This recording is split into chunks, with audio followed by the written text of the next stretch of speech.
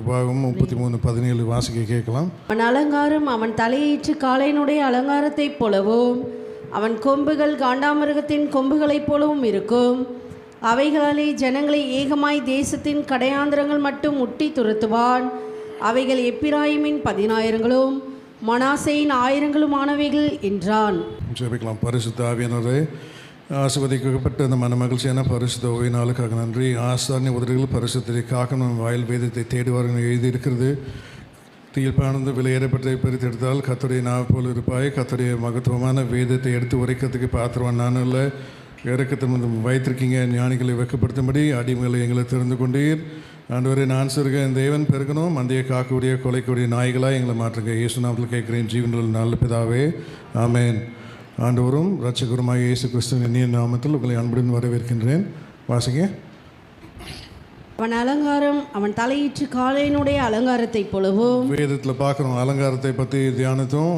அப்புறம் வேதம் சொல்லுது தலையீற்று கால்நடை அலங்காரத்தை பற்றி தியானித்தோம். இன்றைக்கு கர்த்தருடைய பரிசுத்த ஆவியின் உதவியோடு நம்ம தியானிக்க போகிறது. வாசிங்க. அவன் கொம்புகள் காண்டாமிருகத்தின் கொம்புகளைப் போலவும் இருக்கும். போதும். வேதம் சொல்லுது அவனுடைய கொம்புகள் காண்டாமிருகத்தின் கொம்புகளே போல் இருக்கும். வேதத்தில் இப்போது என் கொம்புகள் காண்டாமிருகத்தின் கொம்பை போல் உயர்த்துவீர், புது எண்ணெயால் என்னை அபிஷேகம் பண்ணுகிறீர். வாசிங்க. ஒரு மனுஷனுடைய கொம்பு எதை காண்பிக்கிறது? கொம்புனா அவனுடைய பலன். எதற்கு ஒரு மனுஷனுக்கு பலன் தேவை? இப்போது பாருங்கள், பலம் இல்லைன்னா இப்போ இந்த புல்பிட்டில் நான் நிற்க முடியாது, தெரியுதா? இப்போ ஒரு பலன் தேவை. அதே போல் மாம்சத்துக்குரிய பலன், ஆவிக்குரிய பலன். நான் முக்கியமாக யோசிப்பு பலப்பட்டான். வேதம் சொல்லுது காண்டாமிருகத்துக்கு ஒத்த பலன். வாசிங்க. சங்கீதம் 92:10. என் கொம்பை காண்டாமிருகத்தின் கொம்பை போல உயர்த்துவீர், புது எண்ணெயால் அபிஷேகம் பண்ணப்படுகிறேன். பாருங்க, காண்டாமிருகத்தின் கொம்பை போல் உயர்த்துவீர், புது எண்ணெயால் அபிஷேகம் பண்ணுகிறீர். அப்போ கிறிஸ்தவர்களுக்கு, ரட்சிக்கப்பட்ட பிள்ளைங்களுக்கு எதில் பலன் இருக்குது?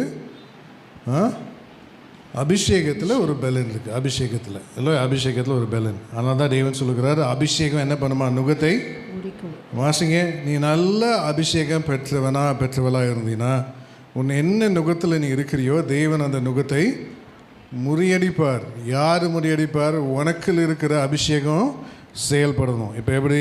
இப்போ நான் காலையிலேயே 4 மணிக்கு எழுந்து ஜெபிச்சு பக்தி வைராக்கியமாக இங்கே வந்து நிற்கும்போது நீயும் ஜெபிச்சு ஆண்டருக்காக பக்தி வைராக்கியமாக வந்து நின்னா தேவன் என்ன பண்ணுவார்? அக்னியாக செயல்படுவார். நீ நினைஞ்ச கட்டையா 7 மணிக்கு எழுந்து 7:30 மணிக்கு குளிச்சுட்டு 8 மணிக்கு சபைக்கு வந்துட்டு, அப்போ நான் என்ன பண்ணுவேன்? நினைஞ்ச கட்டையாக தான் பிரசங்கிக்கணும். விளங்குதா? நீ அதான் தேவன் சொல்லுவார், நீ எப்படியோ நானும் அப்படியே தான். வாசிங்க. ஏசாயா 10:27. அந்நாளில் உன் தோளி நின்று அவன் சுமையும் உன் கழுத்து நின்று அவன் நுகமும் நீக்கப்படும், அபிஷேகத்தின் நுகம் முறிந்து போம். ஆமென். கர்த்தருடைய பரிசுத்த நாமம் மகிமை உண்டாகட்டும். வேதம் சொல்லுது அப்போது அபிஷேகத்தின் நுகம் முறிந்து போகும். அப்போது அபிஷேகம் என்ன பண்ணும்? அபிஷேகத்தின் நுகம். அப்போ தேவன் சொல்கிறாரு, நீ நல்ல அபிஷேகம் இருக்கணும். அதனால தான் தேவன் காண்டாமிருகத்துக்கு ஒத்த பலன், காண்டாமிருகம் கொம்பை போல் என்னை உயர்த்துவீர், புது எண்ணெயால் என்னை அபிஷேகம் பண்ணுகிறீர். அப்போ பழைய ஏற்பாட்டிலும் சரி புதிய ஏற்பாட்டிலும் சரி இப்போ சபையின் பூரணத்துக்காக அனுப்பப்பட்ட தெய்வீக என்னது சக்தி தான் அபிஷேகம். என்ன? சபையின் பூரணத்துக்காக அனுப்பப்பட்ட தெய்வீக சக்தி அபிஷேகம். ஏன் பூரணம்னா என்ன? பூரணம் அப்படின்னா இயேசுனுடைய சாயல். பரிபூரணம் அப்படின்னா நீ மேலே எடுத்துக்கொள்ளப்படுவ. இப்போ தேவன் சொல்லுகிறாரு இந்த காலவேளையில், இப்போ அபிஷேகம் என்பது புதிய ஏற்பாட்டின் சபையின் பூரணத்துக்காக அனுப்பப்பட்ட தெய்வீகத்தின் செயல், தெய்வீக சக்தி அது. இப்போ அபிஷேக என்ற வார்த்தை பழைய ஏற்பாட்டிலும் புதிய ஏற்பாட்டிலும் என்ன பண்ணுறதுனா பயன்படுத்தப்படுகிறது. இப்போ இந்துக்கள், புறஜாதியார், பல மதத்தை சேர்ந்தவர்கள் அபிஷேகம் என்ற வார்த்தையை என்ன பண்ணுறாங்க? உபயோகப்படுத்துகிறாங்க. விக்கிரகத்துக்கும் அதை என்ன பண்ணுறாங்க? விக்கிரகத்துக்கும் அபிஷேகிக்கிறாங்க. விக்கிரகத்து எல்லாம் சொல்கிறாங்கல்ல, பால் அபிஷேகம், எண்ணெய் அபிஷேகம், நெய் அபிஷேகம், என்னென்ன அபிஷேகம்லாம் இருக்குது பாருங்கள். ஆனால் அவங்க வந்து விக்கிரகத்துக்கு செயல்படுத்துகிறாங்க. நம்ம என்ன பண்ணுறாரு? ஜீவனுடைய இருக்கிற நம்மேல் அபிஷேகம் தேவன் பண்ணுகிறார். ஜீவனுள்ள பேசுகிற என்னையும் கேட்குறவங்க மேலேயும் தேவன் அபிஷேகத்தை ஊற்றுகிறார். அதனால தான் வேதம் சொல்லுது காண்டாமிருகத்துக்கு ஒத்த பலன். என்ன பலன்? உன்னுடைய பலன் அல்ல, உன்னுடைய பணத்தையோ உன்னுடைய ஞானத்தையோ உன்னுடைய அனுபவத்தையோ செயல்படுத்தவே நீ கூடாது. என்ன, நீ தேவனையே சார்ந்து இருக்கிறது தான். அதுக்கு தான் நிறைவான அபிஷேகம் தேவை. இப்போ பழைய ஏற்பாட்டில் இப்போ ஆவியானவர் என்று அழைக்கப்படும் போது புதிய ஏற்பாட்டில் எப்படி என்ன சொல்கிறாங்க சொல்லுங்கள்? பரிசுத்த ஆவியானவர். இப்போது புதிய ஏற்பாட்டில் பரிசுத்த ஆவியானவர். இப்போ பழைய ஏற்பாட்டில் ஒரு பெலன், புதிய ஏற்பாட்டில் என்னது? புதிய ஏற்பாட்டில் பரிசுத்த ஆவியாருக்கு என்ன அடையாளம்? அந்நிய பாஷை. புதிய ஏற்பாட்டில் அந்நிய பாஷை, அதுதான் அடையாளம். அதனால தான் பழைய ஏற்பாட்டில் என்ன பண்ணுவோம், சில வேளையில் தேவைப்படும் போது வல்லமை இறங்கும். தேவைப்படும் போதெல்லாம் ஒரு வல்லமை இறங்குறத நம்ம பார்க்கலாம். ஆனால் ஒவ்வொரு ஸ்தானத்துக்கும் தேவன் என்ன பண்ணுறன்னா அபிஷேகம் பண்ணுகிறார். பழைய ஏற்பாட்டில் ஒவ்வொரு ஸ்தானத்துக்காக அபிஷேகம் பண்ணப்பட்ட பழைய ஏற்பாடு பரிசுத்தவான்கள். அப்படின்னா இப்போது அபிஷேகத்தின் பூரணம் என்பது ஒரு பகுதி, புதிய ஏற்பாட்டில் அபிஷேகத்தின் பூரணம் என்பது பல பகுதி, நிறைவானது. கிறிஸ்து தலையாக இருக்கிறது போல் உன் சரீரம் முழுவதும் சபை என்னது?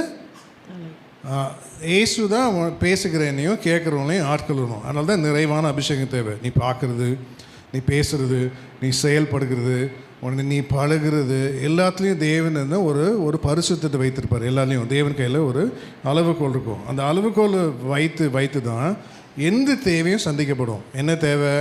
எனக்கு ஒரு தேவை இருக்குது. இப்போ நான் அன்றைக்கி காரில் போயிட்டு இருந்தோம். காரில் போயிட்டு இருக்கும்போது கார் டபுக்கு நின்றுச்சு. சிக்னல் இல்லையே, ரேஸ் பண்ண நின்றுச்சு.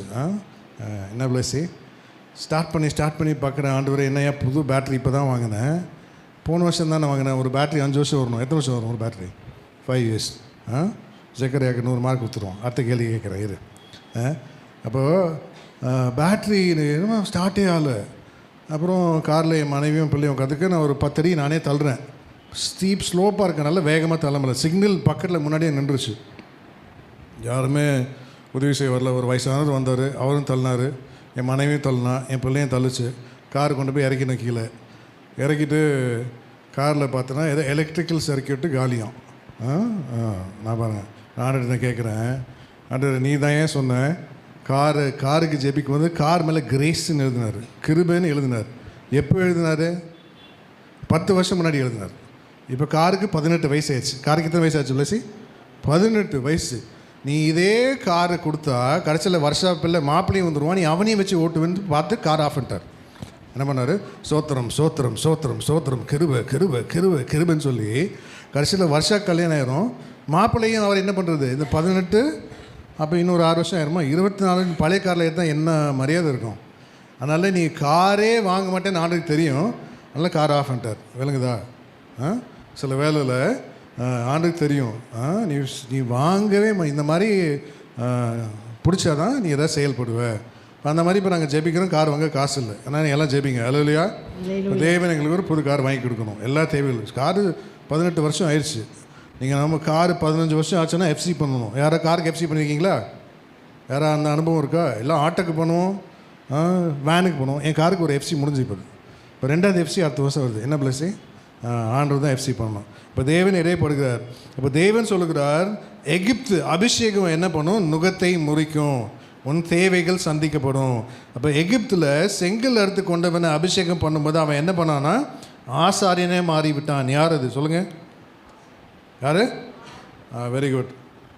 ஆசாரியனாக மாறிவிட்டான். இப்போது பழைய ஏற்பாட்டில் இருந்த அபிஷேகம் வேறு, புதிய ஏற்பாட்டில் உள்ள அபிஷேகம் வேறு. பழைய ஏற்பாட்டில் இருக்க அபிஷேகம் என்ன பண்ணும்? சிலவர்களை வல்லமை உடையவர்களை மாற்றும். ஆனால் அவங்க தனிப்பட்ட வாழ்க்கையில் ஒரு தோல்வி உண்டு. நல்லா பாருங்கள், நீங்கள் நல்லா ஆண்டு கற்றுக் கொடுப்பா, நல்லா பாடுவாங்க, நல்லா பிரசங்கிப்பாங்க. ஆனால் தனிப்பட்ட வாழ்க்கையில் அவங்களுக்கு ஏதாவது ஒரு தோல்வி இருந்துனே இருக்கும். அந்தரங்க வாழ்க்கையில் ரகசியமாக. அதனால தான் சிம்சன் எப்படிப்பட்டவன்? பயங்கரமான பராக்கிரமசாலி. ஆனால் அவன் தனிப்பட்ட வாழ்க்கையில் எப்படி இருந்துச்சு? ஒரு தோல்வி. உன் வாழ்க்கையில் என்ன தோல்வி இருக்குது நமக்கு தெரியாது. தேவன்கிட்ட நீ நெருங்கும் போது தான் தேவன் வந்து தோல்வி வெளிப்படுத்துவார். நமக்கு தெரியாதுல்ல, ஆனால் உனக்கு தெரியும். கேட்குற உனக்கு தெரியும் இல்லை? கேட்குறீங்களே, பேசுகிற எனக்கு தெரியும், கேட்குற உங்களுக்கு என்ன தெரியும் உன் தோல்வி என்னன்னு. நீ நல்லா பாடலாம், நீ நல்லா ட்ரம்ஸ் அடிக்கலாம், நல்லா கீபோர்ட் போடலாம், நீ ஆண்டுக்காக நல்லா பிரசங்கம் வைராக்கியமாக செய்யலாம். ஆனால் ஆண்டுக்கு தெரியும் சிம்சனை போல். ஆனால் சிம்சனுக்கு ஆண்டுன்னு சொல்கிறாரு மகா பெலன். அந்த வசனத்தை ஒன்றி வாசிங்க. மகா பெலன். பெலன் ஒன்று, மகா பெலன் ஒன்று உண்டு. ஆனால் சிம்சன் என்ன பண்ணா? பெலன் போனதை அறியலை, ஆனால் என்ன பண்ணுறான்? சொல்லுங்கள். பலன் வரும்போது அறிகிறோம். ஒவ்வொரு நாள் பலன் வரும்போதெல்லாம் அவன் என்ன பண்ணுவான்? சிங்கத்தை கிழிப்பான். என்ன பண்ணுவான்? ஒரு என்ன தாடை எலும்பு எடுத்து, கழுதையின் தாடை எலும்பு எடுத்து எத்தனை பேர் முறியடித்தான்? 1000 பேர். வேகமாக வாசிங்க. அந்த வசனம் உண்டி. சிம்சோனன் மகாபலன் எங்கே இருக்குன்னு யார் கேட்பா? அப்போது உனக்கு பலன் இருக்குது, ஆனால் அவன் தனிப்பட்ட வாழ்க்கையில் ஒரு தோல்வி இருக்குது. என்ன தோல்வி இருக்குது? அதனால தான் காண்டாமல் இருக்கிறதுக்கு ஒத்த பலன் உனக்கு தேவைன்னு என்று தேவனை இடைப்படுகிறார். வாசிங்க. நியாயாதிபதிகள் 16:5. அவளிடத்தில் பெலிஸ்தரின் அதிபதிகள் போய் நீ அவனை நயம் பண்ணி அவனுடைய மகாபலம் எதினால் உண்டாயிருக்கிறது என்றும், பாருங்க, அவனுடைய மகாபலன் எதினால் உண்டாயிருக்கிறது என்று, நாங்கள் அவனை கட்டி சிறுமைப்படுத்துகிறதற்கு எதினால் அவனை மேற்கொள்ளலாம் என்றும் அறிந்து கொள். அப்போ தேவன் பண்றாரு, உன் பலன் எங்கே இருக்கு? அப்போ பிசாசு பார்க்குறோம். அநேக வேலையில் பிசாசு என்ன பண்ணுறான்? பார்க்குறான். அப்போ பலன் இருக்கு, ஆனால் தனிப்பட்ட வாழ்க்கையில் தோல்வியும் இருக்குது. தனிப்பட்ட வாழ்க்கையில் என்ன தோல்வி இருக்குது? இப்போ ஆண்டவர் என்ன பண்ணுவார்? ஒரு மனுஷனின் வாழ்க்கையிலையும் பட்டியல் போடும்போது ஒவ்வொரு தனிப்பட்ட வாழ்க்கையிலையும் தோல்வி இருக்குது. ஒரு பரிசுத்தவான்கிட்ட நாங்கள் பேசுகிறோம். பெரிய சபை, நிறைய பேர் 1500 பேர் வராங்க. அவர் சொல்கிறார், பரிசுத்தவான்களுடைய செத்த ஈயா. நான் ஆண்டவர் என்னையா ஊழியக்காரனை இப்படி பேசினா அப்போ விசுவாசி என்னெல்லாம் சொல்லுவான்? இப்போ அது பலவீனமாக இருந்தாலும் ஒரு ஊழியக்காரர் அப்படி பேசக்கூடாது. என்ன சொல்வார்? பரிசுத்தவான்களுடைய செத்த ஈக்கெல்லாம் அபிஷேகம் நாரீருன்றார் இந்த காலவேளையில். வாசிங்க. தைலக்காரனுடைய அபிஷேகம் என்ன பண்ணுவோம்? நாரீரும். ஒரு செத்த ஈ வந்துச்சுன்னா அப்போ அது என்ன? பரிசுத்தவான்களுடைய செத்த ஈக்கள். நீ எப்படியோ எல்லாம் அப்படியோ, உன் விசுவாசியும் அப்படியோ, நீ எப்படியோ உன் பிள்ளையும் அப்படியோ. நீ நொண்டினா அவனும் நொண்டி தான், நீ நொண்டினா அவனும் நொண்டி தான், நீ குருடனா உன் பிள்ளையும் குருடி தான். வாசிங்க. குருடன் தான். பிரசங்கி 10:1. செத்தைகள் தைலக்காரனுடைய பரிமள தைலத்தை நாரி கெட்டுப்போக பண்ணும். ஞானத்திலும் கணத்திலும் பேர் பெற்றவனை சொற்ப மதியினமும் அப்படியே செய்யும். பாருங்க, அவர் சொல்றாரு, பரிசுத்தவான்களே செத்து ஈக்கள். நான் சொல்கிறேன், என்ன ஆண்டவர், அந்த மனுஷனுக்கு போய் 1500 பேர் விசுவாசி கொடுத்துருக்க, பெரிய சபையை கொடுத்துருக்க, என்ன பண்ணுறது? இந்த மாதிரிலாம் இருந்தால் நீயும் செத்தையே மாற வேண்டியது தான் அந்த காலங்களில். தேவன் இடைப்படுகிறார். அப்போ தேவன் சொல்கிறாரு, அப்போது பலப்பட்டு ஜீவிக்கும் போது, ஆனால் தனிப்பட்ட வாழ்க்கையில் ஒரு பலவீனம் காணப்படும். என்ன பலவீனம்? சிம்சோன் என்ன பண்ணால் ஒரு பலவீனத்தில் இச்சையிலே விழுந்துட்டான். இப்போது ஆண்டு சொல்கிறாரு, காண்டாமல் இருக்கிறதுக்கு ஒத்த பலன். வாசிங்க. சங்கீதம் 92:10. என் கொம்பை காண்டாமிருகத்தின் கொம்பை போல உயர்த்துவீர். என்னுடைய கொம்பை காண்டாமிருகத்துக்கு கொம்பை போல் உயர்த்துவீர். புது எண்ணெயால் அபிஷேகம் பண்ணப்படுகிறேன். இப்போ ஃபர்ஸ்ட் நம்ம பார்க்குறது புது எண்ணெயால் அபிஷேகம் பண்ணப்படுகிறேன். அப்போது அபிஷேகம் என்பது 3 கட்ட அபிஷேகம். என்ன பண்ண? சவுல் முத கட்ட அபிஷேகம். அவனை ஒரு ஸ்தானத்துக்கு ஒரு அதிபதியாக தேவன் என்ன பண்ணார்? அவனை அபிஷேகித்தார். அப்போது சாலமன் 2 கட்ட அபிஷேகம். என்ன அபிஷேகம்? 2ஆம் விஷயம் அவனை ராஜாவாக தேவன் அவனை மாற்றிவிட்டார். ஆனால் தாவீதுக்கு 3 கட்ட அபிஷேகம் பெற்று அவன் ஜெயித்தான். தாவீது ஜெயித்தான். இந்த காலையில் நீ ஜெயிக்க போறியா இல்லை தோக்க போறியா? தேவனை இடைப்படுகிறார். அப்போ சவுல் என்ன பண்ணா? வாசிங்க. 1 சாமுவேல் 10:1. அப்பொழுது சாமுவேல் தைல குப்பியை எடுத்து அவன் தலையின் மேல் வார்த்து அவனை முத்தம் செய்து, கர்த்தர் உன்னை தம்முடைய சுதந்திரத்தின் மேல் தலைவனாக அபிஷேகம் பண்ணினார் அல்லவா? தேவன் எதற்காக சவுலை அபிஷேகம் பண்ணினார்? ஜனங்களுக்கு தலைவனாக அபிஷேகம் பண்ணியிருக்கிறார். இப்போ இந்த சபைக்கு நான் ஒரு யார்? இந்த சபைக்கு ஃபார் எக்ஸாம்பிள் நான் தான் மூத்த யார் ஊழியக்காரராக இருக்குன்னு வச்சுப்போமே. ஒரு பேச்சுக்கு மூத்த ஊழியக்காரர் அங்கே உட்காந்துருக்கார், நான் இருக்கிறேன். இப்போ ஆண்டவர் எதுக்கு அபிஷேகம் பண்ணிக்கிறாரு? கர்த்தர் உன்னை தம்முடைய சுதந்திரத்தின் மேல் தலைவனாக அபிஷேகம் பண்ணினார். இதற்காக அபிஷேகம் பண்ணினாரா? எதற்காக தேவன் அபிஷேகம் பண்ணியிருக்கிறார்? ஆனால் தாவீதை தேவன் அபிஷேகம் பண்ணியிருக்கிறார். எதற்காக அபிஷேகம் பண்ணினார்?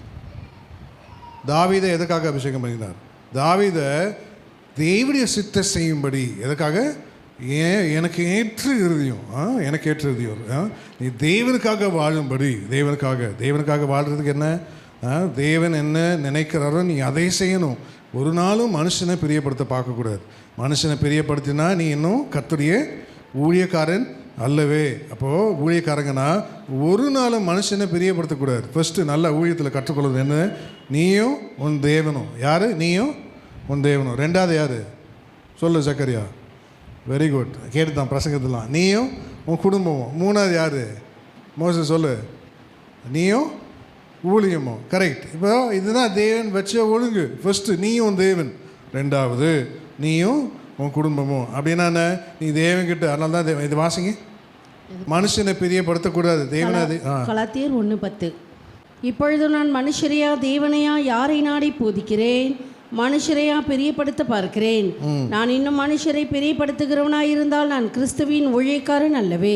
ஆண்டவர் அழகாக விவரிக்கிறார் பாருங்க. இன்னும் மனுஷனை பிரியப்படுத்தவே கூடாது. அப்படிதான் யார் ஊழியத்தில் வந்த நான். இப்போ என்னமா இப்போ தேவன் அடுத்து சொல்கிறார். ஃபஸ்ட்டு நீயும் உன் தேவனும், ரெண்டாவது நீயும் உன் குடும்பம். சொந்த குடும்பத்தை விசாரியாதவன் கர்த்தருடைய சபையை எப்படி விசாரிக்க முடியும்?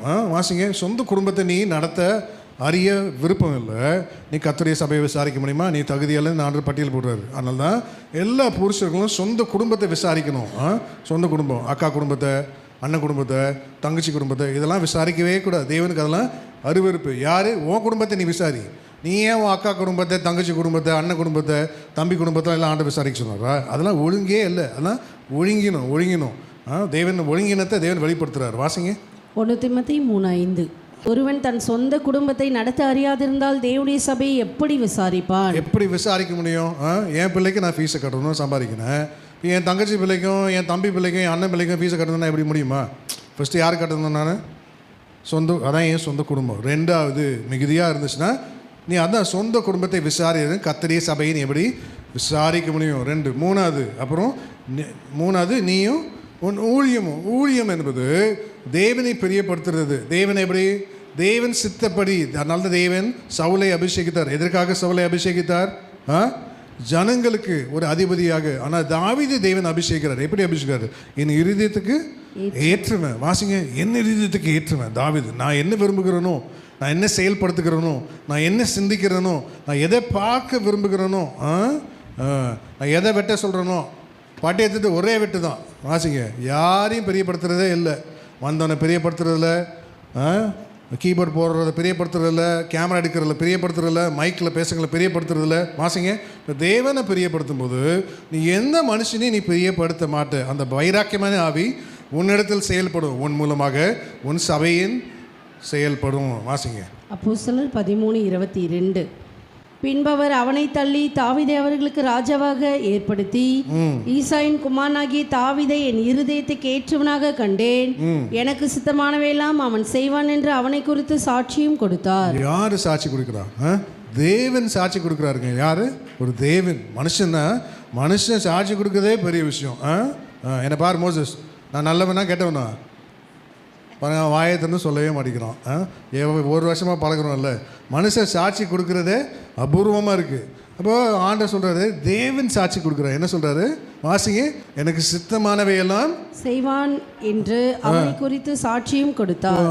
ஒரு ஆண்டவர் சாட்சி கொடுக்குற மனுஷனை பற்றி அவன் எப்படிப்பட்டவன்? அவன் தேவனுக்காக ஆடு மேய்க்கிறவனை சிங்காசனத்துக்கு கொண்டு வந்தார். சிங்காசனத்துக்கு ராஜாவா தேவன் மாற்றி விட்டார். தேவன் எதை பார்க்குறார்? இந்த காலவேளையில் தேவன் உன் இருதயத்தை பார்க்குறார். உயர்வு எப்படி வரும்? அவனை தேடி எப்படி வருது? அவனை தேடி உயர்வு வருது. ஏன்? எவ்வளோ பிரயாசம், எவ்வளோ பிரயாசப்பட்டான் தேவனுக்காக.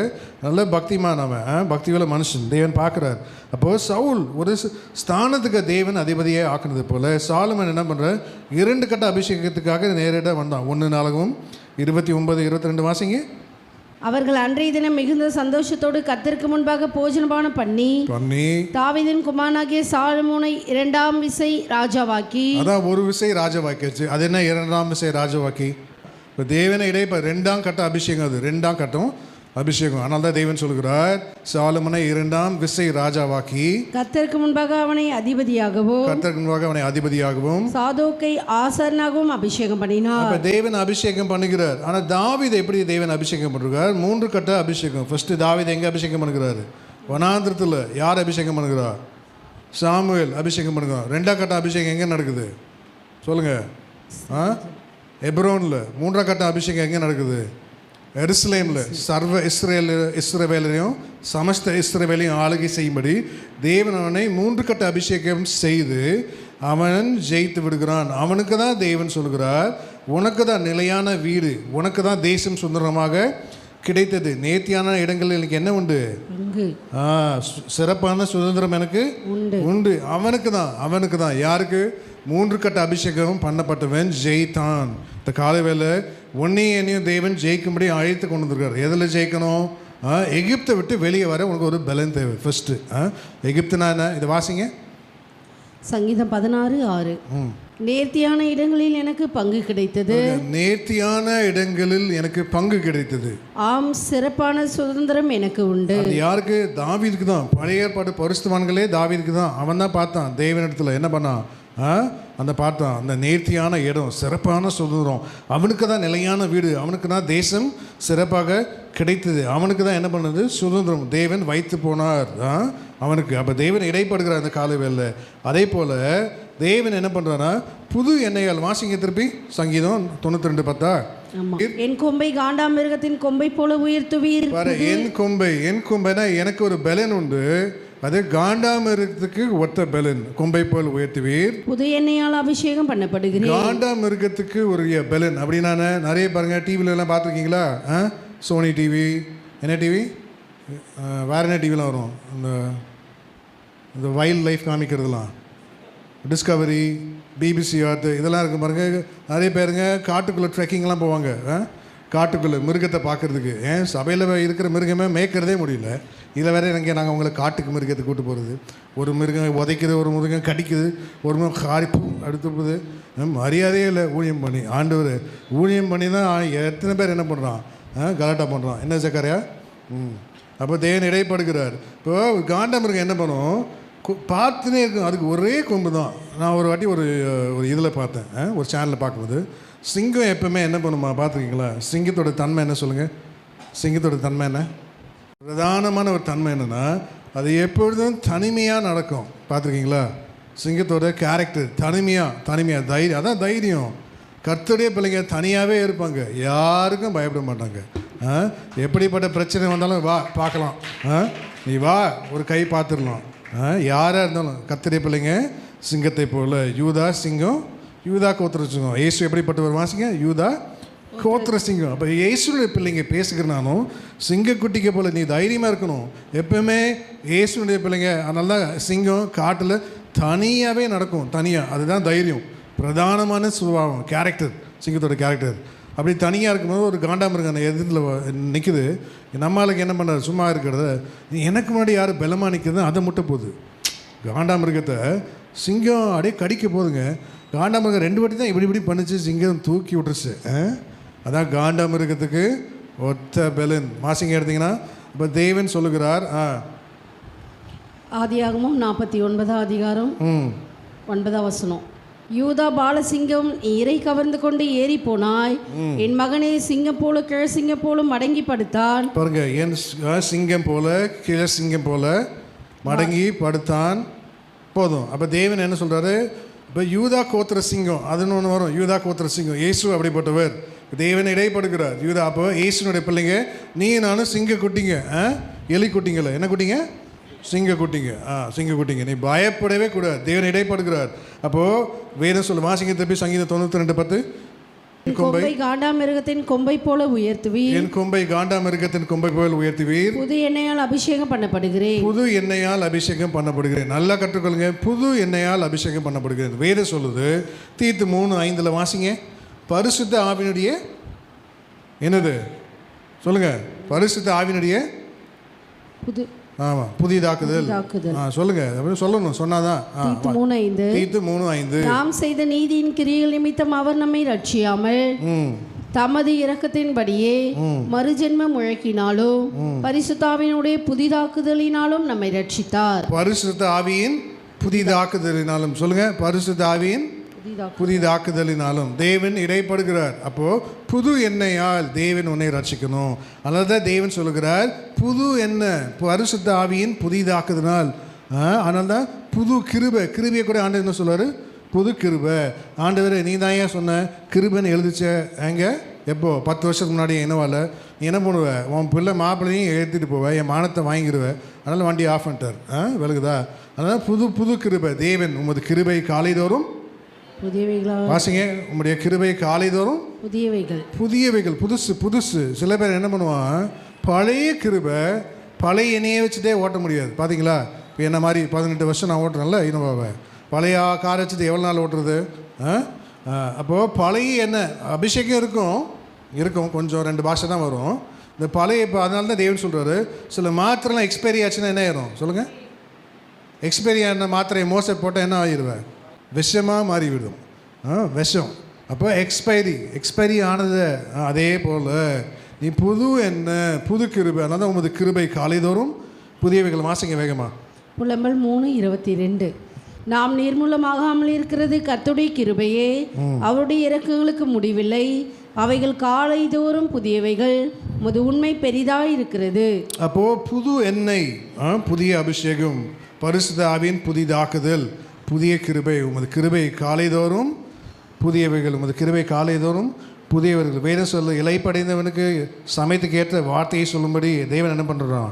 கர்த்தராகிய ஆண்டவர் எனக்கு கல்விமான நாவே தந்தருளி என்னை காலைதோறும் எழுப்புகிறார். யாரெல்லாம் 4 மணிக்கு எழுப்புனீங்க? 4 மணிக்கு எழுப்புனீங்க. 4 மணிக்கு எழுப்புனவங்க நல்லா கை தூக்குங்க. 4 மணிக்கு எழுப்பி ஸ்தோத்திரம் பண்ணாங்களாம் எல்லாம். நீங்களாம் யார் எழுப்புனீங்க? இப்படிலாம் இல்லை, நல்லா இப்படி கை தூக்குங்க. நல்லா 4 மணிக்கு எழுப்புனவங்க ஒண்டி தான். Very good, very good. 5 மணிக்கு எழுப்புனவங்களாம் கை தூக்குங்க. 4 மணிக்கு எழுப்புனாங்களாம் யாரும் இல்லை. 5 மணிக்கு 5 மணிக்கு ரைட், நல்லா கை தூக்கு கேல்வின். 5 மணிக்கு எழுப்புனாங்களாம். இப்போ தேவனை இடைப்படுகிறார் இந்த காலை வேளையில். 6 மணிக்கு இப்போ காலையில் 4 மணிக்கு எழுந்துனா உனக்கு ஒரு கிருபை. என்ன கிருபை? கிருபை. உனக்கு காசு இல்லை, கிருபை. உனக்கு ஞானம் இல்லை, கிருபை. உனக்கு பேச தெரியல, கிருபை. உனக்கு தொண்டை வாயை திறந்தால் பாடவே தெரியல, என்ன மோசஸ்? உனக்கு கிருபை. சும்மா சொல்கிறேன், கிருபை. இப்போ தேவனை இடைப்படுகிறார். எல்லாத்துக்கும் கிருபை. என்ன கிருபை? எல்லாத்துக்கும் கிருபை. பலவீனம், ஆனால் தேவனுடைய கிருபை என்ன பண்ணுது? என்ன பலவீனத்தில் கர்த்தருடைய பலன் பூரணமாக செயல்படுகிறது. கிருபை 4 மணிக்கு தான் கிருபை. 4 மணிக்கு கிருபை நல்லா கற்றுக்கிறோம். 4 மணிக்கு கிருபை. காசு இல்லை, ஆனால் தேவனின் தேவையை சந்திக்கிறார். அதுதான் கிருபை. ஆமென், ஹல்லேலூயா. உனக்கு காசு இல்லை, உன் தேவையை சந்திக்கிறவர் தேவன். அதுதான் கிருபை. நான் 5 மணிக்கு எழுப்பி ஜெபிக்கிற கிருபையில் இறக்கம் தேடி வருது. என் பிள்ளை பிரயாசப்படுகிறான், தூங்கிடுறான், பிரயாசப்படுகிறான், தூங்கிடுறான், பிரயாசப்படுகிறான். 5 மணிக்கு எழுப்பிடலாம் இறக்கம். 6 மணிக்கு நீ எழுப்பி ஜெபிக்கிற தயவு தயவு தயவு. நீ 6 மணிக்கு எழுப்பி ஜெபிக்கிறல்ல, எதுவுமே கிடையாது. ஆனால் என்ன பண்ண, நீ ஜெபிக்கிறனால உனக்கு ஒரு மனைவி, ஒரு புருஷன், உனக்கு ஒரு பிள்ளை, அவனுக்கு ஒரு சின்ன வண்டி, இதை கொடுத்துருவார். இங்கேயே பூமியில் செட்டில் பண்ணிடுவார். விளங்குதா இல்லையா? இப்போ தேவன் இடைப்படுகிறார். வாசிங்க 2 கொரிந்தியர் 12:9. அதற்கு அவர், என் கிருபை உனக்கு போதும், பலவீனத்திலே என் பலன் பூர்ணமாய் விளங்கும் என்றார். போதும். அப்போ தேவன் இடைப்படுகிறார். என் கிருபை உனக்கு போதும். அப்போ தேவன் சொல்கிறார், புது கிருபை, புது எண்ணெய். புது கிருபை, புது எண்ணெய். பழைய கிருபை பழைய எண்ணெய் வச்சு என்ன பண்ண முடியும்? எக்ஸ்பைரி ஆச்சு என்ன ஆயிரும்? அது விஷமாக மாறி. நீ நல்லா கற்றுக்கணும். நல்லா ஒவ்வொரு நாளும் நீ 1 மணி நேரம் நீ பிரயாசப்பட்டு ஜெபிக்கணும். ஒவ்வொரு நாளும் நீ 5 அதிகாரம் 10 அதிகாரம் பிரயாசப்பட்டு நீ படிக்கணும். ஒவ்வொரு நாளும் நீ தேவனை பிரியப்படுத்தாமல் ஊழியம் பண்ணியும் பிரோஜனம் இல்லை. நீ தேவனை பிரியப்படுத்தாமல் நீ வேலை செஞ்சும் பிரோஜனம் இல்லை. நீ தேவனை பிரியப்படுத்தாமல் நீ எதை செஞ்சுமே பிரோஜனம் இல்லை. ஏன்? எக்ஸ்பைரி விஷமாக மாறிடும். நான் அபிஷேகம் பண்ணப்பட்டேன், நான் என்ன பண்ணுறேன்? நேரமே இல்லை, கொஞ்சம் நேரம் தான் ஜெபிக்கிறேன், கொஞ்சம் நேரம் தான் வேதத்தை வாசிக்கிறேன். உனக்கு கிருபையே கிடையாது. உனக்கு என்ன? அது விஷமாக, நீ பெற்ற அபிஷேகமாக அது விஷமாக மாறிடும். பாருங்கள், சவுல் அபிஷேகம் பண்ணப்பட்டான், ஆனால் அவனுடைய அபிஷேகம் 1 வருஷம்தான் இருந்துச்சு. அந்த 1 வருஷத்தில் சவுலுக்கு ஆவி போயிடுச்சு. சவுலுக்கு என்ன ஆவி போயிடுச்சு? வாசிங்க. பரிசுத்த ஆவி போய் என்ன ஆவி வந்துருச்சு? பொல்லாத ஆவி வந்துருச்சு. 1 வருஷத்தில் சவுல் ஆவியை எழுந்து விட்டான். நல்லா கற்றுக்கொள்ளணும். ஆனால் எத்தனை வருஷம் ராஜாவாக இருந்தான் சவுல்?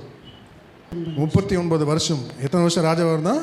30. ஆனால் ஆவி போயிடுச்சு, அபிஷேகம் போயிடுச்சு. நல்லா கற்றுக்கொள்ளணும். கிருபை போயிடுச்சு. ஆனால் ராஜாவை எத்தனை வருஷம் இருந்தான்? 39 வருஷம் ராஜாவா. உன் கிருபை உன் என்ன விஷயமாக உன்னை மாற்றிவிடும். நீங்கள் அஜாக்கிரதையாக இருந்தீங்கன்னா உன்னுடைய கிருபையும் உன்னுடைய எண்ணெயும் விஷயமாக மாறிவிடும். அதனால தான் தேவன் சொல்கிறார், பரிசுத்த ஆவியின் புதிதாக்குதலினாலும். வேகமாக வாசிங்க. சவுலுக்கு என்ன ஆவி வந்துச்சுன்னு பாருங்க வேகமாக. ஆவி சவுலை விட்டு நீங்கினார். கர்த்தரால் விடப்பட்ட ஒரு பொல்லாத ஆவி அவனை கலங்க பண்ணி கொண்டிருந்தது. நல்லா பாருங்க. கர்த்தருடைய ஆவி சவுலை விட்டு நீக்கி விட்டார். 1 வருஷம் தான் அபிஷேகம் இருந்துச்சு. அவனுக்கு என்ன வந்துச்சு? கர்த்தரால் வரப்பட்ட ஒரு பொல்லாத ஆவி. நீ ஜெபிக்கல, நீ பழைய கிருபை வச்சு நீ ஓட்டுற. நிறைய பாருங்க, பிள்ளை பாருங்க, அதனால தான் பழைய கிருபை பழைய அபிஷேகத்தை வச்சு இதெல்லாம் விஷமாக மாறிவிடும்.